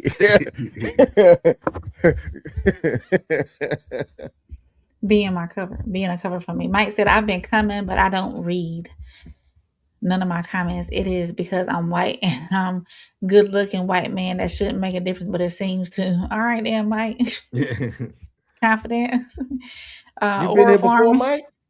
You been before, Mike? He said he been here before, but I guess he don't put any comments in. Penny said, oh. That's what I'm getting from the comment that he just had. Penny said, is it the lack of men or the poorly chose man that gets consistently chosen is the issue? Penny said, oh, and we feel you, homie. Laugh out loud. Penny said, this man got a teacup puppy whistling like it's a Rottweiler.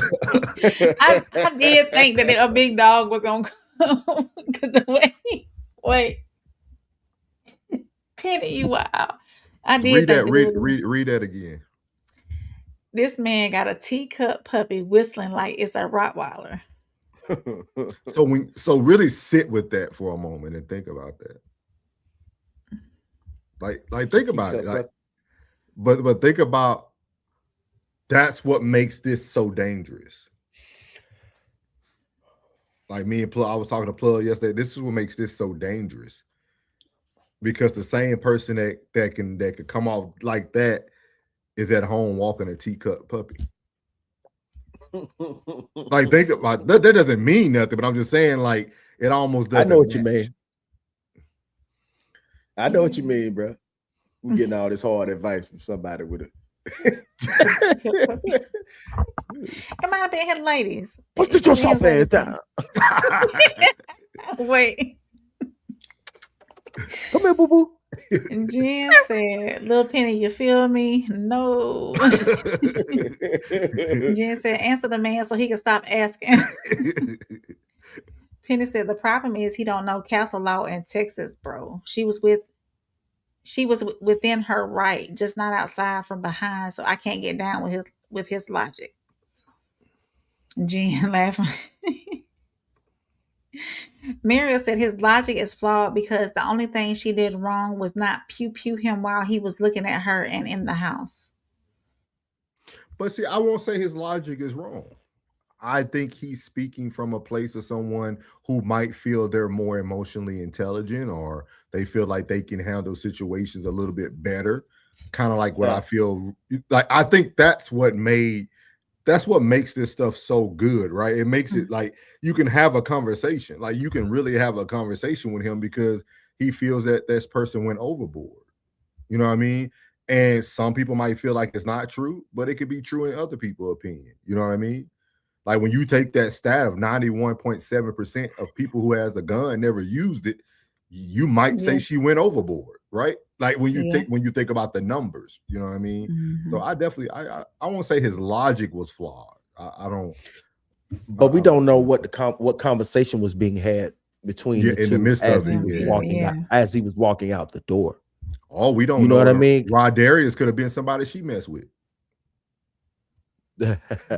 We don't think about that. He's 20 now. You know what I mean? Penny said, "Nope. If she didn't shoot to kill, she would have got worse sentence. He can sue." The one thing about it. Go ahead. I'm sorry. No, I'm sorry. Go ahead. Penny said he was a threat in the house since he SA'd the daughter. I ain't hear that part yet. That's why I ain't bring. I don't know about that one, Penny. I don't know if he SA'd. That's why I ain't. Because if it was consensual, then I don't think I don't know per law. I don't know if a 13-year-old could consent to that. Can consent? No. No. Anything Muriel 16, said. 17 can consent. Muriel said, "Real talk, Penny. You have to shoot to kill. Pew pew to kill." Jen said, "Threat to my child is the same as a threat to me. Pull it." Jen said she ain't. Jen said, "And the daughter had to learn the fast life somewhere." That is true. That is true.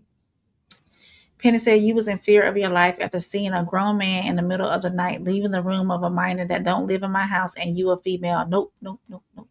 And just to answer y'all question, 16-year-old is in many states the age of consent, 17-year-old in some, and then 18-year-old in others. Okay. That's what I said. Penny said, "And my bet is she had that pew pew on her win." And there is also something called the Romeo Juliet exception for close in age, even if that person is like older. Okay. Mira said, "It's not that we." Go ahead. They had to make that because it was so many mothers that didn't like men that the little girl was dating. They was both 17 and the boy turned 18 before the daughter turned 18. Gotcha. And she put the laws on them, and that ruined a young jit life. Mira said, "It's not that we can't see the hardships, it's that we have to deal with the hand that was dealt to us. Sometimes these fathers don't want to step up, and so we have to try to find positive male influence." Okay. Penny said, "No registration needed in Texas." LeBron. Did I say that right? Welcome in. LaDainian. So it's LeBron. LeBron James and LaDainian Tomlinson all together. All right, then. They said, "Oh my God, they're saying y'all are the police." Penny said, "Better need it and to have it than not to have it and need it." Yeah. Muriel said, "When everyone in the state can carry just like you carry, I find that it's a safer environment." Muriel said, "Yep." Penny said, "Muriel, yes, ma'am." What's up? Big Sko is in the building. He said, Shout out to Sko, man. Congrats on your CCL too, man. Congrats, man. All right. Sko said if his back was turned, castle law will not work. And he knows. Penny said he's speaking from the teacup puppy whistling. I'm telling you though, I will tell y'all that black lady, if y'all get an opportunity, she got a white attorney who's really bringing in a lot of nuances. So we'll see. Mira said, "Not my daughter. I'll be singing R.I.P." Sko said he was 20 and she was 13. The age for consent is 16 to 18 years old, and in some states it's 15. Richard, he said, or the fear of prison, what scares people? If people think deeper, they're not scared of no gun. Sko said, and it's not castle law because he was invited into the home. Yeah, that's what, and the daughter didn't. It was crazy, man, because it's gonna be a lot here. Like the daughter, like even made a statement saying all this stuff about her mother. Like it made it sound even worse than, you know what I mean? Like almost like you don't even have the protection of your daughter, of you protecting your daughter. So it's very unique. Richard said, no matter what the law says, people should discern what's right or wrong, not a rule book. I agree with you, man. Welcome in, Richard. Welcome That, in, big dog. That's deeper than it was said. Like real talk. Yeah. Penny said a minor can't invite the man into the home. So it's a lot. It's a lot here. I think it's going to be a lot, and I think that's what's going to make this very interesting. Again, hopefully, Rain and us, we stay in tune with what's going on there. But I think it's going to be very good, man. So great segment number 2. Now we're going to move into segment number 3, and we're going to start getting into grooming here. So here we go. You're not rocking with the realest podcast in the room. No middleman. Souls. Soft Rain. Uncle Plug. Let's go. No middleman. No middleman. So shout out to segment number segment number 3, man. We're gonna get into some very deep stuff throughout this series. It's gonna be a great series for you guys talking about grooming, and we're gonna get into segment number 3 of generational grooming. I think a lot of times when we think about grooming, there's so many methods that it could come through. But let's see what this young lady has to say while she's eating her fine dining. So let's see right here. The women in the black household, they groom you to be a certain way, and then they demonize you for being exactly who it is that they created you to be. So it's like, y'all telling me I'm not grown. Y'all telling me to stand in child's place, but yet y'all not treating me like a child. But yet I have to do grown things. Yet I have to, physically do certain things myself because the adults in my life are not doing it. But then y'all telling me to stand in child's place. So how can I stand in child's place, but yet I don't have any childlike responsibility? It's not making sense here. Y'all not making it make sense. So, yeah. So just to avoid the copyright there, she was saying that there's kind of what Plug was saying earlier. There's a lot of times where grooming happens generationally, or it also happens within your home without you even knowing it, right? You're asking someone to be a child, but you're treating them as an adult. Like in this case, you have a 13-year-old who's at home watching your children, but then you're treating her as a child in certain scenarios or certain areas of their life. And she talked about that there's a lot of mothers, and that she even experienced it, that, hey, you're telling me one thing, but you're showing me another. And every day. And that's where like the grooming starts, right? Because grooming is not just someone having to say certain things to you, actions. There's a lot of different forms of grooming, which we'll discuss throughout this series. But I thought it was very neat of what she was saying about we're asking these young ladies to be a certain way, but we're showing them a whole nother way.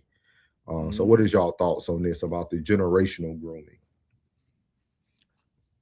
Most mothers show their children manipulation at its finest. They and most mothers show their sons a very feminine approach on life.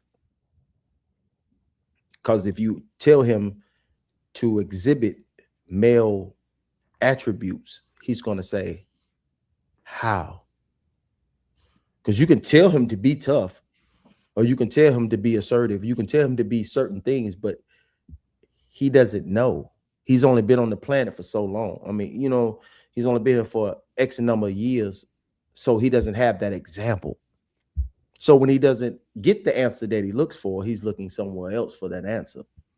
And then that example may not be that. Just like that woman, you're showing what they've seen is you be a certain way, either with their father or with their brothers or even with your own brother. But they don't really know. You haven't really taught them how to be a woman. You haven't really taught them how to be a wife. You haven't really taught them how to be the individual that you assume. Most people might say in their mind while they're explaining something to that child, and in their mind, it makes sense to them. That child is completely confused. And just to get away from the conversation, they would nod and agree and walk away and not have any clue of what you just told them. It's too much of that going on. Most people wasn't taught how to teach the ones that they're teaching. Yeah. Everything comes with directions and instructions. Most people give instructions, no directions. Most people give directions, no instructions. It's not the same thing. Yeah. You may think it's the same thing. It's not the same thing. I could tell you, open that door. You walk up to the door, don't know what to do. All right, just grab that knob, turn it down this way. Okay, boom. Now that was direction with instructions. So most don't know. They don't know. And just to get away from the conversation, because they know they're not going to get the answer that they're seeking, they just nod and agree and walk away with nothing but utter confusion. Yeah. It's their responsibility to say, if you have brothers, to say, hey, I need you to come over here and talk to my son. I need you to come over here and talk to such and such. Maybe you can explain it better. Maybe if we tag team this, even if you don't have a man in the house, you at least have a brother, somebody who can help you explain it better. And I think the way she was saying that, that's manipulation, because what you're seeing, you're saying, I want you to stay in a child's place. Then how am I know what grown folks talk about? How am I know what they talking about? Because 9 times out of 10, y'all ain't talking about shit. Y'all ain't talking about nothing. Like real talk. Like this is worse than, I think it's worse than just grooming. It's something where it's neglect. It's information neglect. Because a lot of this stuff that we be talking about, man, like I think a lot of it just go over people's heads. They have an idea what we're talking about and we having a conversation, but I don't really think, I think it goes completely over their head, because a lot of things that we talk about, I be sitting there going, damn, that was insightful. I'm 46 years old. I did a lot of living. And it still be like, damn, that made me think for a second. Like, and I'm like, damn, but that's something I should have known already. So I wonder how many people that's maybe, younger, that have no clue of what's being said to them on a normal basis. Because most of them, that if you say their education level is low, they're reading at a such and such grade level. What are their comprehension skills? Yeah. And shout out to Jada Love. Welcome in. Make sure you hit that like button, subscribe. Mm-hmm. That's actually going to be a part of our next. We're doing a series on grooming, and I just seen that actually came up about the roadblocks and the gaming. Gaming is another. Yeah, gaming is another vessel, or whatever you want to call it. Yeah, a conduit for these things that happen. And I think Plug is definitely correct. And that's why, words are very important. Even the word says to train up a child. It doesn't say teach a child, doesn't say raise a child. It says train up a child the way they should go. Because to train someone, you have to do all those steps he was just mentioning, right? You don't train somebody and just throw them the book and tell them to go do it. You have to demonstrate, imitate, and repeat. You know what I mean? Like the DIR method. So like I always tell people, it's very, very interesting. And a lot of, and that's why I say too, like we're in a very unique time now, right? Because I remember as a kid on holidays, sitting at the kid table, the adults are right there behind you. they talking a bunch of mess as well. But as a kid, we were so focused on our life and like having fun and being with your cousins. Like we didn't really partake in like the drama or hearing the messy talk. Now that we're older, more people like pay attention to what's being said. But when we were younger, we didn't really have those same type of struggles of like almost being groomed from a distance. And it's just very, very, it's just very, very interesting, man, especially that generational grooming. And that's why, you know, when we have these talks, we all always, you know, most of the time we can have 3 different perspectives on relationships and how life looks, because it's the way you were groomed, right? Like Plug always tell people, like, once he met my dad, he understood me better. Like once you meet the people in people's lives, you start to understand them better. You know what I mean? Like once I meet Plug Dad, I'll probably have a better understanding on like, oh, that's why Plug this way.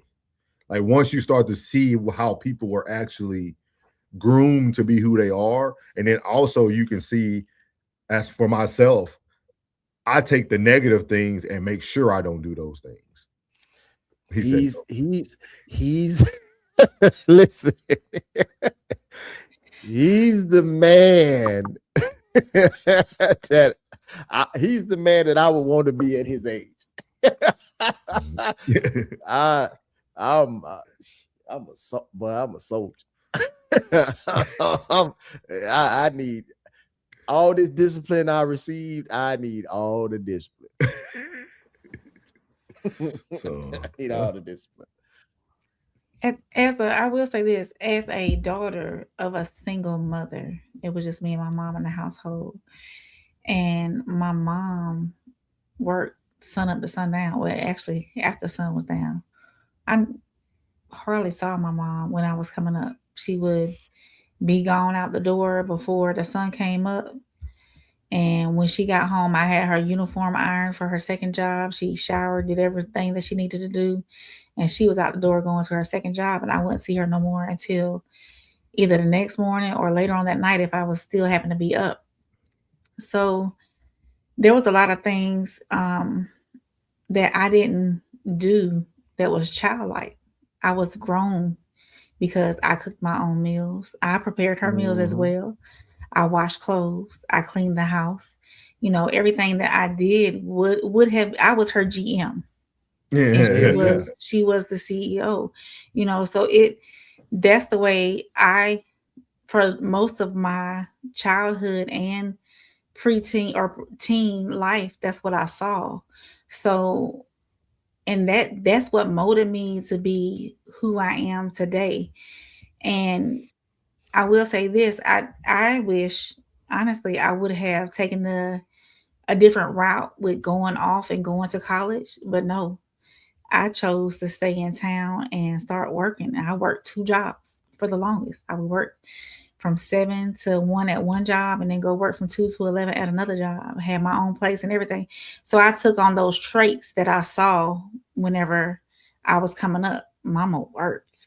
I worked. You know, I still. Can I ask you a question, Ray? Go Can I ahead. ask you a question, Ray? Mhm. Should we look at childhood as being a childhood carefree spirit and this, that, and the third, or is it preparation for being an adult? There is a point in life where you have to prepare yourself to be an adult, because if I'm a child, from me coming in this world all the way up to 18, how do I know where does that preparation start? Somewhere it's got to be cut off. If I'm a child, if I have childlike responsibilities, or I'm a child, period, from 0 to 18 years old, I'm gonna go into this world lost.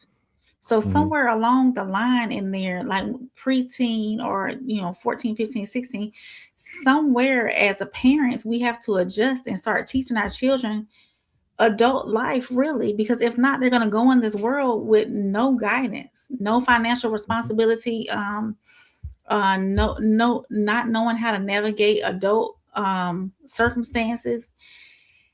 I believe if possible, the child should have a childhood, not necessarily carefree childhood, but know the responsibilities of life. But somewhere before, it's our responsibility as parents to prepare our child for the world, I feel. So somewhere along those lines, I don't know what age is best, but somewhere we have to teach our children responsibilities of adulthood. If not, they're Right. going to go into the world and fail miserably as adults, or get it wrong until they figure it out themselves. Right. And So maybe they won't even figure it out. They'll be a failure throughout their whole adult life and never have anything or never be successful. So it's our responsibility as parents to set our child up for this world so instead of would it be sending them out best there if on like their own. what at what age would you start Ooh. showing your son your bills, like showing finances, showing your bills? Say, hey, let me show you these bills I pay, and let me show you exactly what I make. You know what I I wouldn't mean? say Like, showing him exactly like what bills, how bills are done, like at 8, 9, 10 years old. But there's little ways you can teach them and start showing them what savings is, having responsibilities, and their job is in the house, having responsibilities in the house to get paid. Showing them how to invest. There's all kind of technology out here now where you can show them, hey, this is your account. This can go into savings, and you need to invest this money here. And A Boogie has started that he's 10 and he started that. He has an account and you can see where his savings are, what he can spend where, how much he has at a time, and investments as well. So it's never too early to start to show them the concept of what something is. But to get into technical stuff until when we start comprehending and really understanding what all involves, what goes on, then that's different. So I don't know. I guess that would have to evolve over time because you can I would teach think I would think that a childhood. I would small think that concept. childhood is preparation. I would think that childhood is in preparation for being an adult. Um, you can enjoy your life through your adulthood. Yeah. You can enjoy your life through your adulthood. So I think we start with the room, or as a little toddler, you putting your toys away, and Yeah. that's in preparation for cleaning your whole room. Now you're cleaning your whole room. Now I Definitely. give you another I give you another task, and these different tasks that you do have different monetary value, and then I show you exactly why I'm paying you this, because I'm showing you exactly what I'm getting paid and what I take care of. And that'll take a lot of the questions. Well, mommy, can we have such and such? Remember what I showed you about our finances, right? We only have only a certain amount to do such and such. And that shows them, oh, okay, I understand now, because you showed me how much you pay for the lights and the water and the bills. And hey, mom, that costs a lot. Yeah, the longer you leave the light on, that's how much money gets taken out, because that takes away from our fun time. So Yeah. showing them that actually prepares them for that. Yeah. You want to try to eliminate all them little annoying ass questions that they gonna ask you. So you're Oh, I gonna don't. want to, Mommy, how much money you got yeah, in your account? Enough. see that, be like, what's enough? Enough. Now he doesn't know. Now he doesn't know what enough is. He doesn't know Yeah. a monetary value, especially when you're dealing with a male. You're dealing with a Mhm. male. A male needs Yeah. to know. We operate by numbers. If I know I got a rack in my account, I know I can do a rack worth of stuff. You know what I'm saying? But at the same time, if that same rack is coming in next week, I would want to. It's all purpose. I don't know, man. I'd be dangerous. It's all preparation. I get it. Mhm. Mhm. That's unique. That's unique. Because I would disagree. I think your children should live their life. They should enjoy their childhood. They shouldn't be worried about if I'm leaving the lights on, I'm affecting mommy and daddy's pockets. Like like, especially knowing your children. Some children are very like, let's say A Boogie for chance, if he's very protective of his mother. Once she gives him too much information, he now is worrying about things that only an adult should be worried Should about. worry about. Yeah, So that's why I like you don't like I don't think you need to even be as direct as showing it. I guess it's different because technology is taking over today, so it makes Mhm. parenting a little different. But in my upbringing, my dad just always gave us wisdom. Like my dad, like he never had to point it out, but my dad would always tell us, like, "Hey, son, you see how you never want for anything? Hey, I still want you to be better than me." Like, he didn't have to like explain to me what better looks like, or I just knew, okay, Now I have a daughter at 18 years old. My daughter should want for nothing. Like, so how do I manage that? I manage it. And like, even with my daughter now, she's 22 years old. And all I did was provide her basic knowledge and wisdom. Like, I never really showed her a bunch of stuff because they're still going to be children. Even when they're in their 20s, they're still children. Like, they still asking you for money. Like they still need to borrow money. Like it's just one of those things, like being there as a supportive parent and allowing them to embrace. I'm all about growth and trajectory. Like, I'm always asking my daughter, like, hey, why aren't you doing X, Y, and Z? Like, not even saving, like, hey, why aren't you traveling the world right now? You have no kids, you have no, like, how about you go see Thailand and see if that's something you go like I'm more about exploring, because when adulthood hits you, it's gonna hit you. Like, it don't matter how much knowledge you got, how well you can save money.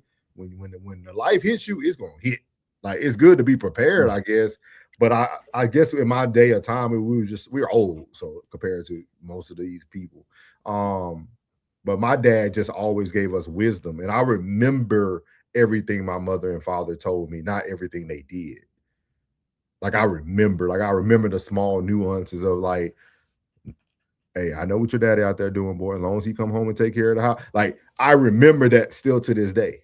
Like, I remember those little sayings more than I remember, like, the actions of people. Like, it was like the little deposits, kind of what I said today, like the deposits, right? Truth is depositing.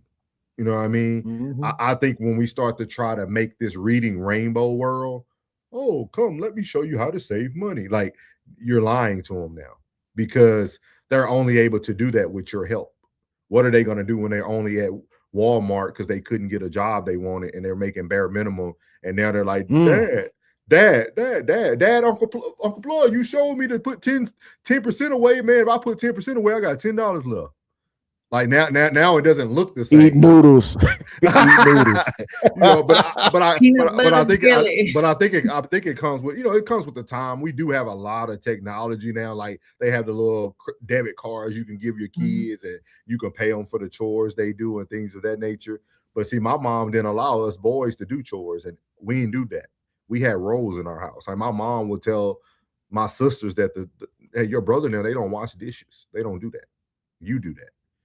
Like, that's how we were raised. Like, we didn't Damn, do that was awful. Like, for real. Like, I made up my first bed at 18 when I went to basic military training. I knew that shit was wrong, bro. I knew it was wrong. I knew it was wrong. For real. Like, man, you got me doing this domestic, man. Hey, yeah, look, I'm telling you, my mom literally told me, like y'all know how kids have, like, we had chores and TV days, but the boys' chores were boys' chores, like yard work, take out the trash. Like, the girls had the dishes and cooking, and like, we didn't have those. Like, for real, like, we were like in a very gender specific house. Like, it was like, my sister would tell you, like, if you meet my sister today, she's the same way now. Like, she's gonna serve her brothers first, still to this day. You know what I mean? So, like, that's just how we were raised, with very, very strict. I can't identify. I'm sorry. It was like structure. It was like a structure. And I tell people that, and like, this is growing up think about that. That's why I tell people your environment matters to a certain extent, but what you're in every day matters the most. Like, we walked out into Afghanistan in the city, but our home was so Brady Bunch. You know what I mean? Like, even like, Plug got to see it. Even now, man, when we get together as a family, we're a family, dog. Like, 100 deep, a family. Everybody sitting around. It's different. Like, we don't have the type of outlook that other people got, but that doesn't mean we didn't see the bad. They just, when y'all getting together again? Want to go? Let me know. Let me know when y'all getting again, because I need to get around some of that love, man. Like, I need to get around some of that, man. Like, that's what I'm saying. I miss my cousins, bro.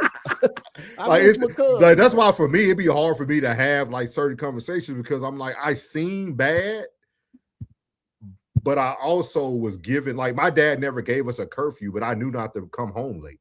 Like, my dad never said, hey, son, you need to be in the house before. Like, but we didn't worry about that. My dad didn't have to tell me that I don't need to have every friend that I call a friend in our house because I never seen my dad with a guy friend.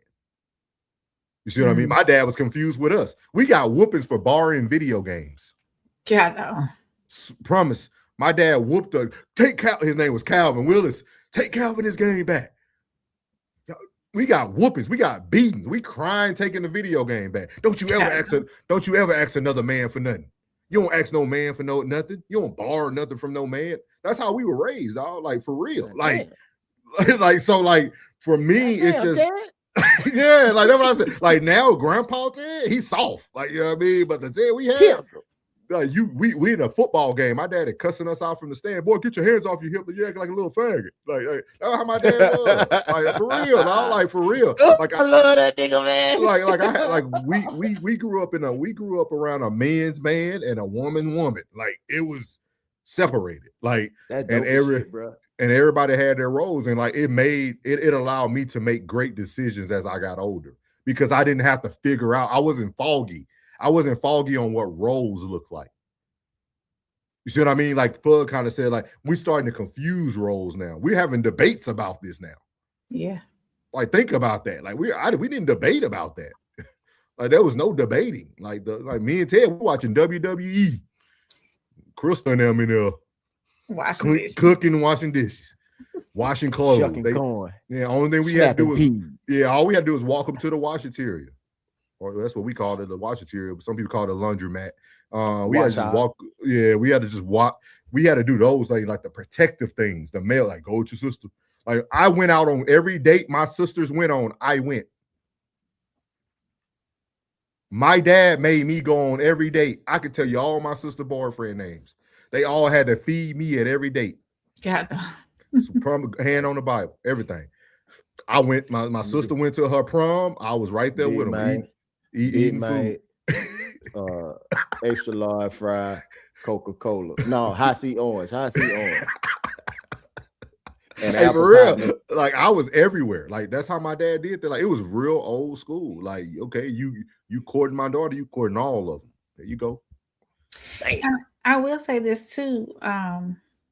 It's gonna be hard for we see y'all chat. We apologize. I know. Yeah, it's gonna be hard for A Boogie to find a woman because he's gonna be looking for a woman that's like Mama. Because Mama makes stuff happen. Mama cook.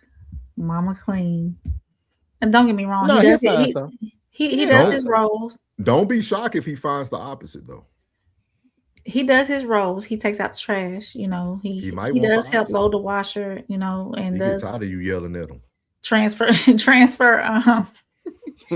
clothes and stuff, and he puts his clothes away and he keeps his room tidy and stuff like that. But as far as like the woman's roles, as far as like cooking, washing dishes, laundry, and stuff like that, cleaning the bathroom, stuff like. Now, don't get me wrong, he knows how to clean the bathroom, but. With that being said, is Mama gets a lot done on her end, and I think that I think he's gonna be looking for Mama and a woman. You think? I don't know.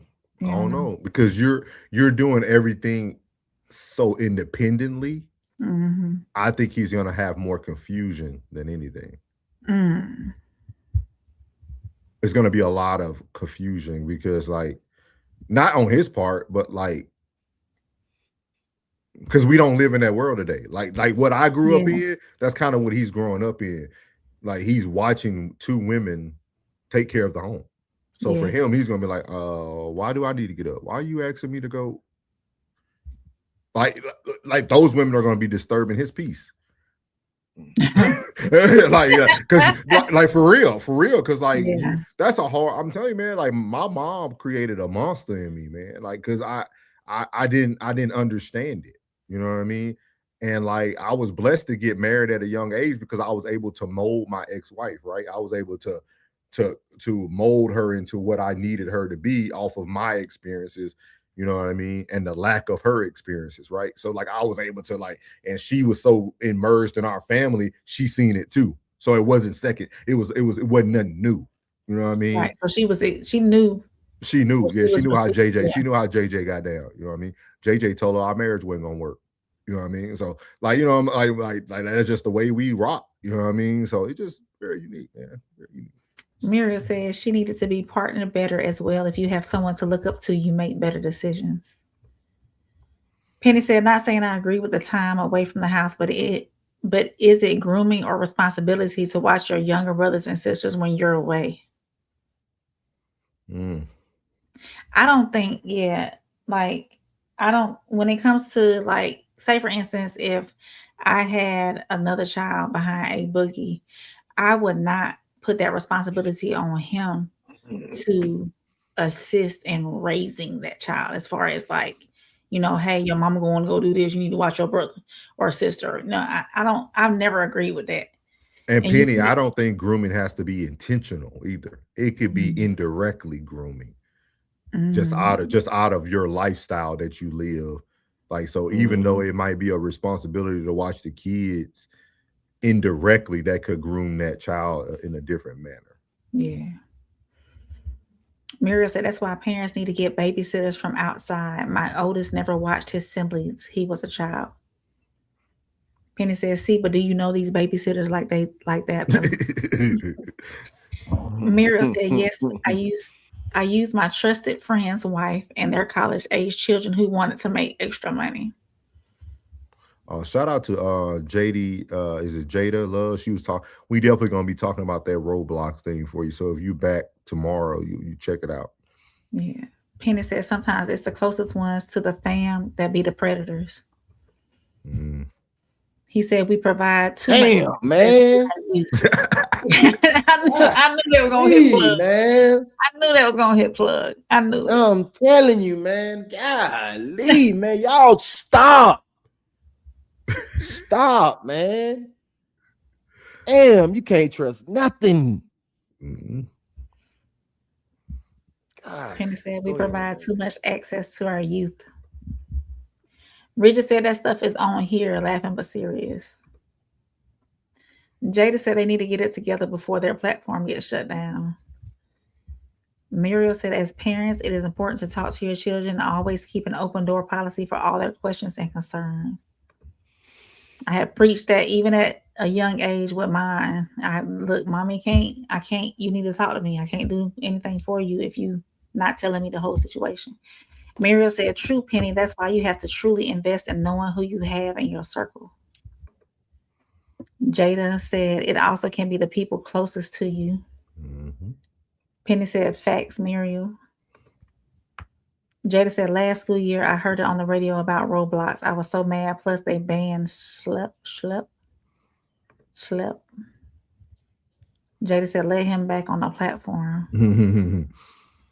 Richard said, with peers, did you feel they were kids compared to you? Who are you asking that to, Richard? Was it Plug or Rain? Rain? For Rain. Oh, okay. For Rain. With peers, did you feel they were kids compared to you? You talking about when I was growing up, Richard? Is that what he's referring to? Yeah, when you growing up. Yeah, when you was growing up. I no, because honestly, we all, most of the people the neighborhood that I was in, they were single parent homes. You know, we were all in just about the same boat. But my white friend and my two Hispanic friends, of course, they have the nuclear family, the mom, the dad, brothers and sisters. So, but unfortunately, on the black side of where I lived, most of those families around there were single parent homes. So we had to do what we had to do. Plug, what you laughing about? Huh? What you laughing about? Don't mind me. It's 8-year-olds in Africa playing major roles in the family. Yeah. Jada said, what if they are autistic? Definitely can relate there, ma'am. Gotcha. Yeah. Muriel said the preparation starts when they become teenagers. Before that, let that child be a child and get to experience childlike things. Penny said there's a lot of lost 0 to 18-year-olds with no basic skills. We are headed into a lost generation without Google or a cell phone. That's very My sentiments true. exactly. That's very true, boy. Muriel said, but we start our kids off with chores. Like my kids have chores. They wash dishes, they clean, they sweep them, they mop the kitchen. You know, that kind of stuff is teaching them responsibility. Richard said, I'll tell them at 6. Just make a comment. They'll get to and ask when they are ready. Muriel said, if you teach them to budget and how to save for every chore you do in my house, you get money. Then you have to save a percentage. Penny said, train up a child in which they should go, and when they are older, they will not depart. Muriel said, yes, Penny. Muriel said, I don't show my kids my struggle. They do not need to carry my burdens. Richard said, either he'll be lazy or want everything himself, go months without telling him to clean and see what he wants to do. Richard said, plug got elephant's memory. So does soul. Penny said, define grooming, souls. I got you. I'm gonna let the big man, that's creating manipulation plans. Give me 1 second. And then we do for Miles, we need to go over manslaughter and murder. Yeah. So grooming is a pattern of behavior in which someone gradually builds trust, emotional dependence, or influence over another person in order to exploit, manipulate, or abuse them later. While the term is most commonly used in cases involving children and SA, grooming can also occur in relationships involving adults, such as domestic violence, financial exploitation, trafficking, and cult recruitment. So pretty much it's a pattern of behavior. Yeah. So it's a pattern of behavior in which someone gradually builds trust, emotional independence, or influence over another person in order to exploit. I wanted to bring this up that day, but everybody was going so deep into it. That's why I said interdependence is not good. Mm-hmm. But the conversation was getting all over the place. But that's what that's what happens, right? Like people think working together and but over time it's a pattern of a behavior which someone, you hear that key word? Someone, didn't say both people. Someone gradually builds trust, emotional dependence, or influence over another person. And that's usually what happens, right? That video we showed to you guys a week ago about the wife wanting to have the conversation with the husband about work. You see what I mean? Like over time, he groomed her to stay home and be a mom. Yeah. Like, why are you asking for all this stuff now? You're really pissing me off. That's what he said, right? Yeah. But she became dependent on him. That influence, that, and he was able to manipulate it. And some people would have called that verbal abuse, depending on how they see things, right? So all this stuff intertwines. All this stuff intertwines, man. That's why I said I'm a big component of having the full conversation and not taking certain things out of context to create your own narrative. I think we have to do better at really having a full conversation, because there's so many things that you learn throughout life or your career or whatever your specialty is that implements a lot of these different things within it. Mario said there was no such thing as a boy chores or girl chores. They were children chores. Not in our house. Not in our house. I agree the way you was raised up, bro. Real talk. I agree all the way through. I'm man. I think certain things you shouldn't be doing, bro. I think you should I think you should be. You know how it's done. Yeah. You know how to. You should know how to complete that task. I was the baby, right? I was a mama's boy, so I always watch my mother cook, so I can cook. Because I always watch my mother. I watch my mother pour the Coca-Cola over the ham on Thanksgiving and let it coat up and get the sugar coating from the Coca-Cola. Like, I watch how she prepared things, but I also see my mom get up every day and drive to her mother's house and make certain food for her grandfather. I mean, for my grandfather, which was her father.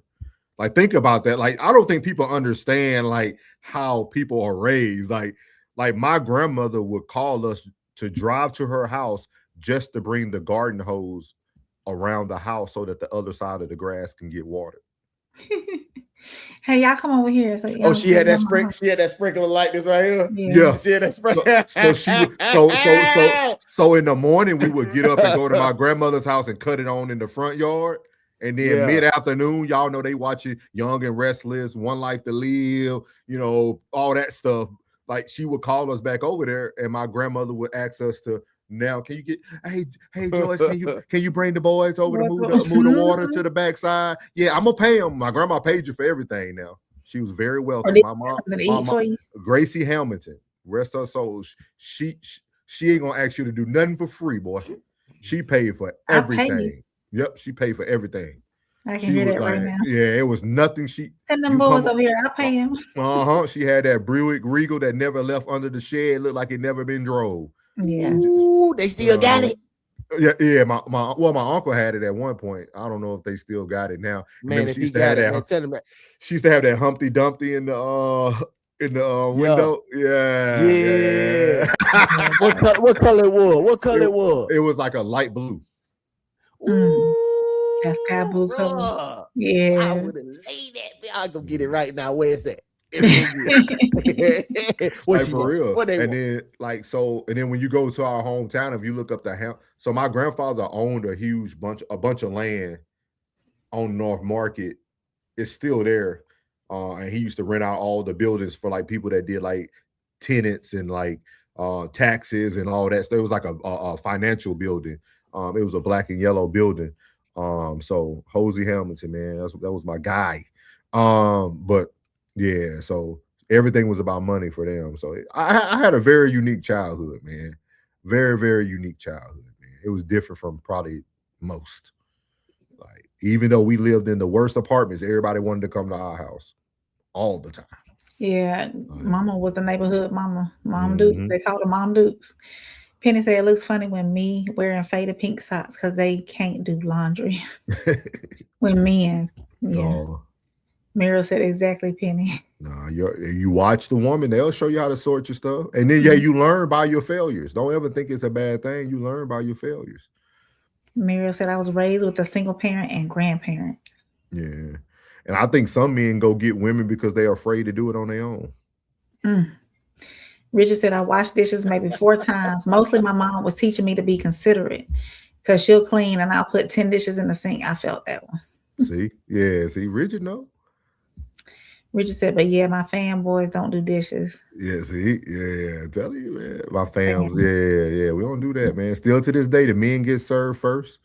All types of stuff, man. We got a lot of written dishes, so I do that when I'm cooking and whatnot. I make sure I make sure my baby gets served first, you know, and then I'll sit down at the end and take care of me later, you know. So. It goes a long way. So we're gonna close it out with this last segment called Souls Talks.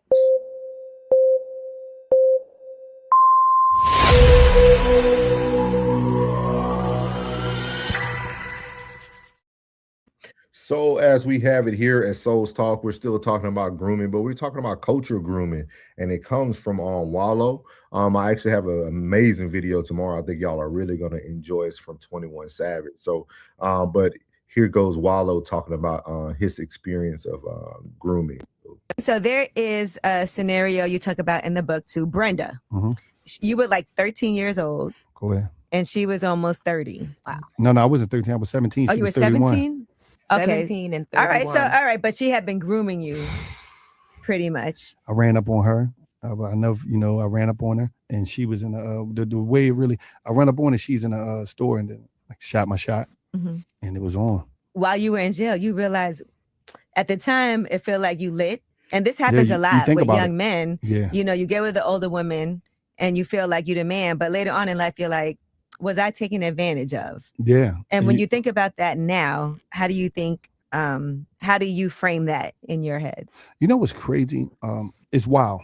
A couple years back, I was speaking at Charlemagne, the health thing he had, the mental health joint. And I spoke about something. I said, we don't talk about in our community. And it's crazy. And it's major in the Black community, pedophilia, right? A lot of times it's usually the older Black men dealing with the younger women. And a lot of women experience that on a high level in their communities. Right. And that's why there's a lot of trauma later on with relationships and things, because it's issues that never was dealt with. They never spoke to nobody about it. sometimes it got overlooked, and then I think a lot of times in our mind is encouraged. The aunt might be like, girl, you better go talk to him. He got money. Or he got a car, or He he get got money. So- he got so a the same- job. He buying a So sneakers. the same thing with a young guy. You like, damn, you winning. I'm the man. It can mess you up because you don't really know. You thinking you winning. Sometimes you losing. Especially in our community, the women be taking it be destroying a lot of the sisters. Right. And because they don't talk about it. A lot of them don't talk about it, but you hear it a lot. But so now that I'm asking you, how did you frame that? Like when you think about it now, today, when you were 17 years old, she was 31 years old. Like, how do you think that affected you? Because you wrote about it in the book, so it's got to be more. It was deep because I'm like, damn, what happened? Because you don't know. And then I'm looking at it like, and I think what really made me think about it, but it's like the girls that was my age, they wasn't talking to us.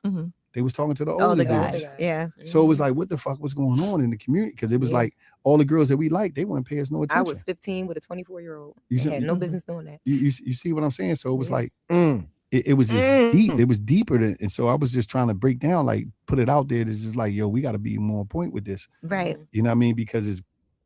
So there you have it, man. I thought it was a great way to end the show talking about this area. Like I said, this I don't know how long the series is gonna go because I said 2-part. We probably can finish it tomorrow, but I think let's run it, man. Yeah, we might have a lot of Keep it going. opportunities to talk about this, so we can finish off this topic. Just Wallow talking about the culture of grooming. And I do want to answer a little Penny before you guys give your thoughts. He said if he pursued, was it grooming? Grooming has nothing to do about who's the pursuer. If you think about that definition, right, it's all about the actions over time, right? It says grooming is just a pattern of behavior, which is someone gradually builds trust, emotional dependence, or influence over another person in order to exploit, manipulate, or abuse them later, right? So like, that doesn't mean Wallow went into that situation wanting to be manipulated or anything of that nature. He went in because he seen what he thought at the time was an attractive lady, and he jumped down on it. Now, I think the grooming comes. The reason why I would throw the grooming on her is because she should know better, right? Like when you heard that young lady, right? She was 15 with a 24-year-old. That's fucking crazy. But think about how that man will be perceived today. Like that was very normal. I won't say it was normal, but it was. We seen people back in their time, like early 80s and stuff, and late like mid 70s, 60s, 70s. People got married like that. Like you'll see a young couple where the man might go get him a 16, 17-year-old woman. Yeah. So like even the music. For you, it'll never change. R. Kelly and Aaliyah. They got me.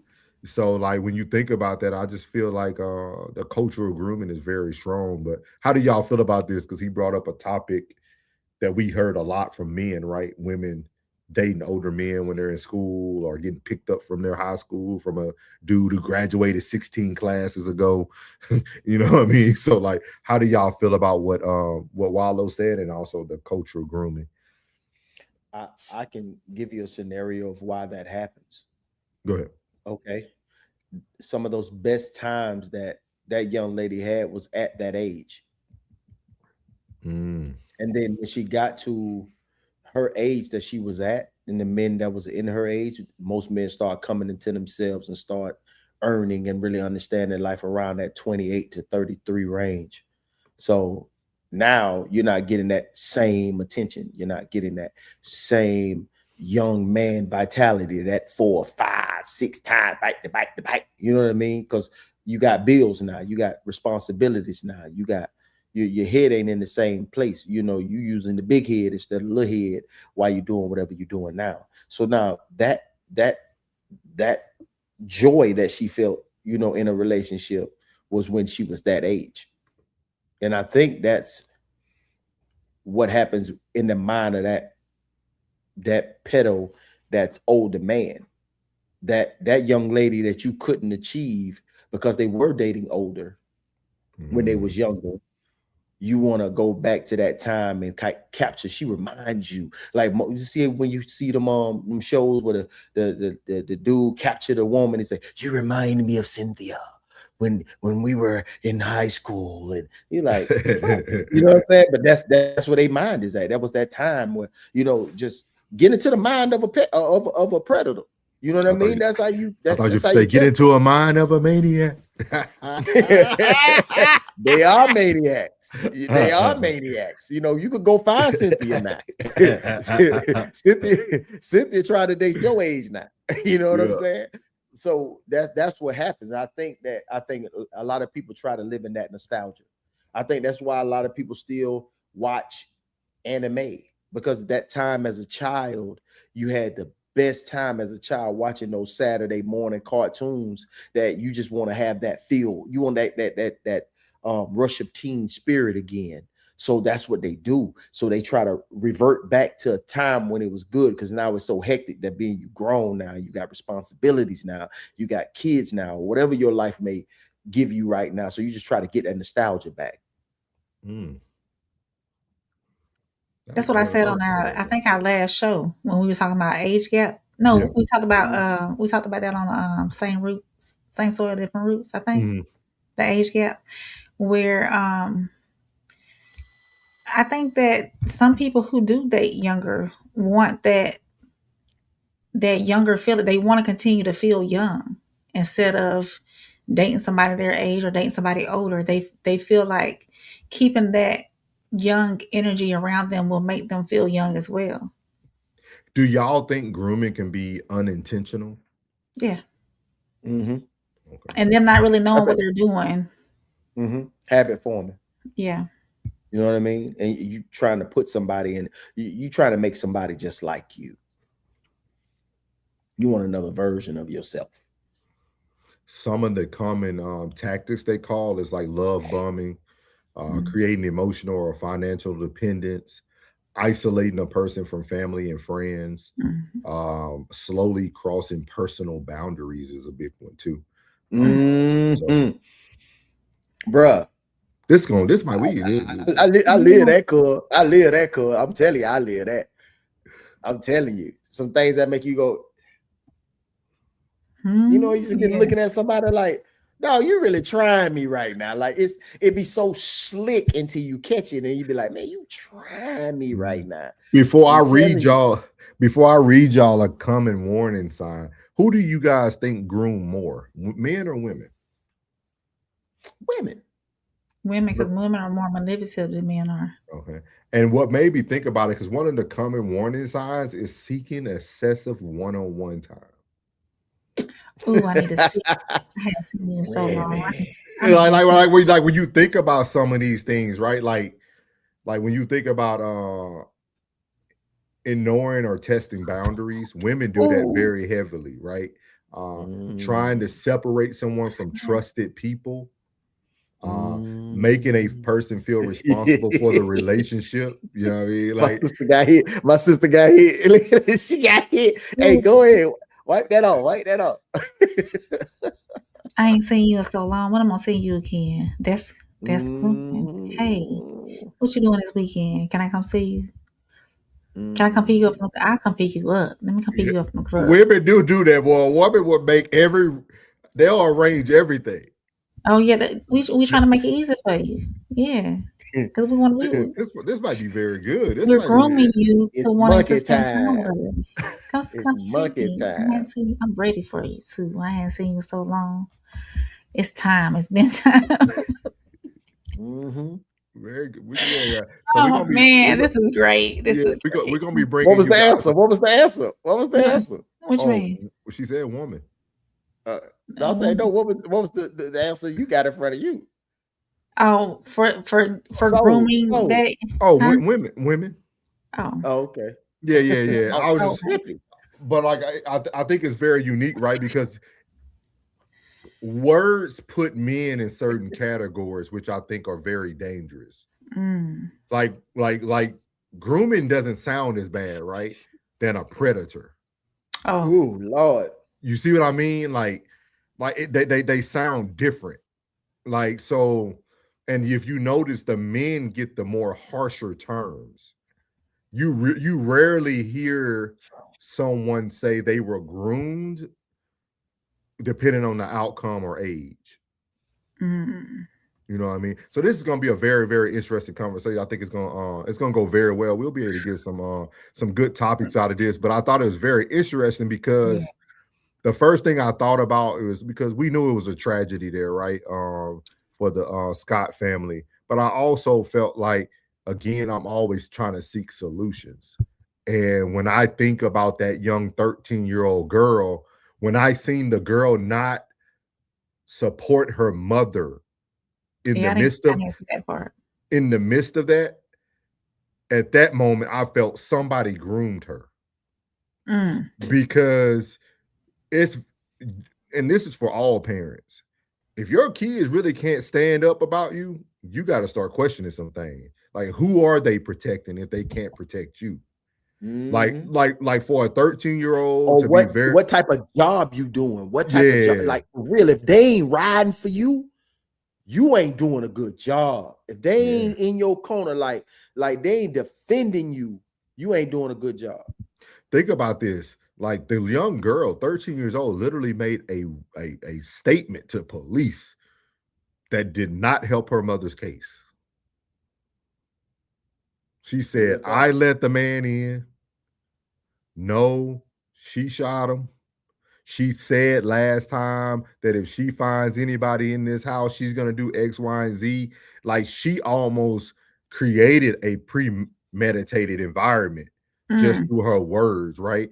I don't know how much validity they're going to use with her being 13, but I Yeah. think with her being able to articulate and do the actions she's already doing at 13, they're going to take her word as a little bit more heavier, right? Because, like, she's very aware of what was going on. So that's what made me think about, man, it's more to this crime than just the crime. It's what led up to that, right? We never talk about the root.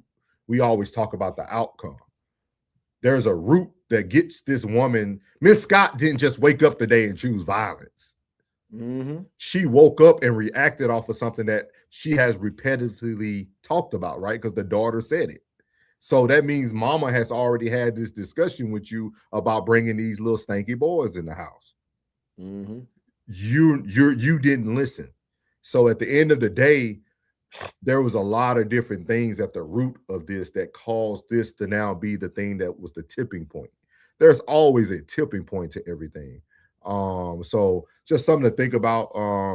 I always think about that, and that actually comes from the book Tipping Point by Malcolm Gladwell. Like, everything has a reason, a rhyme or reason. Like, nothing just happens overnight. Nobody just wakes up and say, today, that's what I'm doing. It's something that led up to it, but sometimes we have to take the time to do this content, create actual conversations and dialogue, and figure out why we are where we are today.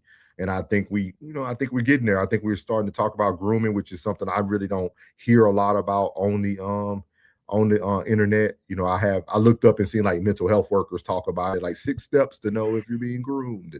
But like, you really don't hear about it from all these different levels. Like, shout out to the Jada young lady, you know, video games. Like, that's heavy. That's something that our kids are touching every day, every minute, hours on end. So, and even here, y'all, like, even here, man, y'all see some of the stuff people put in the chat. Like, people say some of the craziest things, man. So to grown folks that make you say, what the fuck is wrong with you? Wow, man. So we're gonna keep this series going, man. Appreciate y'all, man. Y'all got anything for them, plug or Rain, before Rain closes out for us? Appreciate everybody who tuned in today as well. Hey, big blessing to everybody in the chat that kept the conversation moving. Thank y'all so much for being here, man. We really appreciate y'all here on Money Making Monday. No middleman. Really appreciate y'all. Definitely. Make sure y'all stay tapped in, because this is going to be an awesome series that we are developing and rolling through. So, do you want me to read that comment? Yeah, go ahead. Richard said, grooming is bad, or is that a word? Isolating them could be a good thing. One-on-one can be good. These are just names with the bad zoomed in. Yeah, I like that. Yeah. Mira said, Penny said, Rain got the script down. Muriel said, I'll be grooming them to read these books and stay inside. And she's laughing. And Richard said 100. Penny said Rain was a sugar mama in a past life. And Richard, I'll get you the wrench on the other side. I think you on the Raw Society, I'll get you a wrench on that side tonight, so you can have the wrench when you're on either side. Yeah. Penny said, I think TV and movies condition kids to be rebellious these days, making them grow up too fast with a sense of independence. We got it coming for you, Penny. You know, I like to start it off slow. We can't hit them with all of it. You know, that'd be too hard. Penny said, but that's where you get little girls watching reality TV emulating grown women. Just like that bus. Where are my scammers? Yeah. Penny, make sure y'all hit that like and subscribe button while y'all are here. And Richard said 100. And before Rain close out the show, man, y'all go catch an amazing show by Plug and Doe today. Great show, man. His story time was amazing. His story time was amazing on Sunday too, y'all. Like we talked about it. We ended up detouring from our sports show yesterday. Like it was just like I don't think like I was telling y'all, man, if y'all are, I know sometimes we want to click and get all the exciting stuff, right? But I'm telling y'all, man, if y'all just take 30 minutes, 40 minutes, an hour out of your day to listen to it, put it in your ear, the things that you will take away from it, like hearing people that's in your circle describing things that you're going through, or them might being able to see it and now articulate it for you, and you feel like, okay, I'm not as crazy now. Like, okay, people are seeing, people are understanding. Like, I would highly encourage you guys to like tune in to the story time, because the story, to me, the stories are short.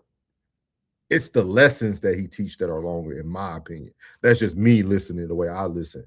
But I would highly encourage you guys to do that. And then tonight with him and Doe was amazing. Amazing. Like it had me in my bag. Like it was like a great, certain topics, I just enjoy those type of topics, man, especially stuff we live every day. When Plug was talking about them families, boy, like I was like, bro, I live that.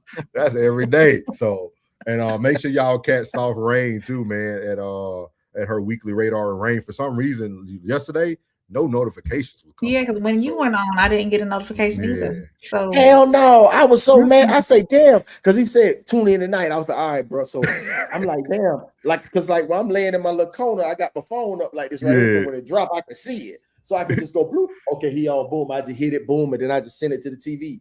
Yeah. Man, I ain't get it, man. I looked on and he had already went on. I'm like, damn. I say, and I was in the middle of something. I was waiting on it, but I was already jumped into a movie, so I'm like, shit. You know what I'm saying? I was like, man, so I said I'll catch it on the rewatch, and then went back and watched it about an hour later. Yeah, I see the comments. So appreciate y'all, man. Appreciate y'all. Make sure y'all tap in. You got classic codes as well, covering the Nolan Wells thing. So if y'all want to stay in tune with that, y'all can go catch that as well. He's going viral over there, so make sure y'all catch that information as well. And then also you still have the Tez down as well. He's doing a lot of the nightcap. They're probably up soon on the nightcap. So y'all go tap in, man, and get content with everybody. So I'll let you do your thing, Rain. All right. And that's how we do it here on No Middleman. Make sure y'all stay tapped in this week, because we'll be working on this series called Grooming. And here we have real conversations, raw perspectives, and no filter. So shout out to everybody who pulled up and added to the conversation tonight. Y'all was on it in the chat, and we appreciate that. Whether you agreed, disagreed, or got your feelings challenged, we appreciate you all for being here and being part of the dialogue. And make sure, if you enjoyed tonight's discussion, hit that like button, subscribe, and share the stream with somebody who's not afraid of real conversation. And do not forget, if you are catching this on the rewatch, do the same thing. Hit the like button, subscribe, and share it as well. Leave your comments or your thoughts down in the comment section, because we'll talk back to you. And until next time, for myself, Soft Rain, for Souls and Uncle Plug TV, we are out. Good night, y'all. One step at a time. One step at a time. July in Memphis, quiet on the block. One out from reality can make the whole world stop. Kendra turned the key, something didn't feel right. Every parent's instinct started screaming at night. House felt different, silence felt loud. Truth hides the deepest where the shadows crowd. Upstairs, one room, one bed, one breath. A stranger underneath it, and minutes later death. Now the cameras roll, headlines spread fast. Everybody judging from the end and not the past. One moment became the story they all see, but every tragedy begins long before the scene. It never starts with a crime, it starts with a conversation. Never starts with a touch, it starts with validation. One step, one lie, one secret at a time. That's how trust gets borrowed, that's how people cross the line. See, grooming ain't always evil when the process begins. We all influenced by family, teachers, lovers, and friends. Every coach builds confidence, every parent shapes belief. Every mentor earns trust before they ever bring relief. That's the lesson. The process itself isn't what makes it wrong, it's the purpose behind it that changes the song. When it's used to protect, it helps people grow. When it's used to exploit, that's the danger we should know. So before we judge one mother, before we choose one side, maybe that's what happened during all the months before that night. Because monsters rarely knock, wearing horns on their heads. Sometimes they arrive one conversation at a time instead. This isn't just about Memphis, it's about recognizing the process. Because if you understand how grooming begins, you might stop the next headline before it ever gets written.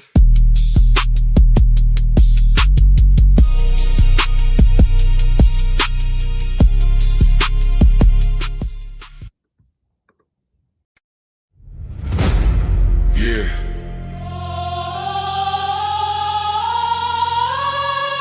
This ain't no handouts, no shortcuts, no middleman. No middleman. No middleman. No middleman. Middleman. No middleman. Middleman. Middleman. No middleman. Middleman. No middleman, I get it direct. Pressure talk, I don't deal in the flex. Cut the line, I don't wait, I collect. If it's mine, I'ma claim my respect. No middleman, I move with intent. Boss moves only, every dollar was spent. No favors, no deals, no rent. Built from the ground, now the whole game bent. Started with a vision, had to cut the distractions. No handshake, just results and reactions. They was talking plays, I was making it happen. Turned losses to losses, then flipped it to passion.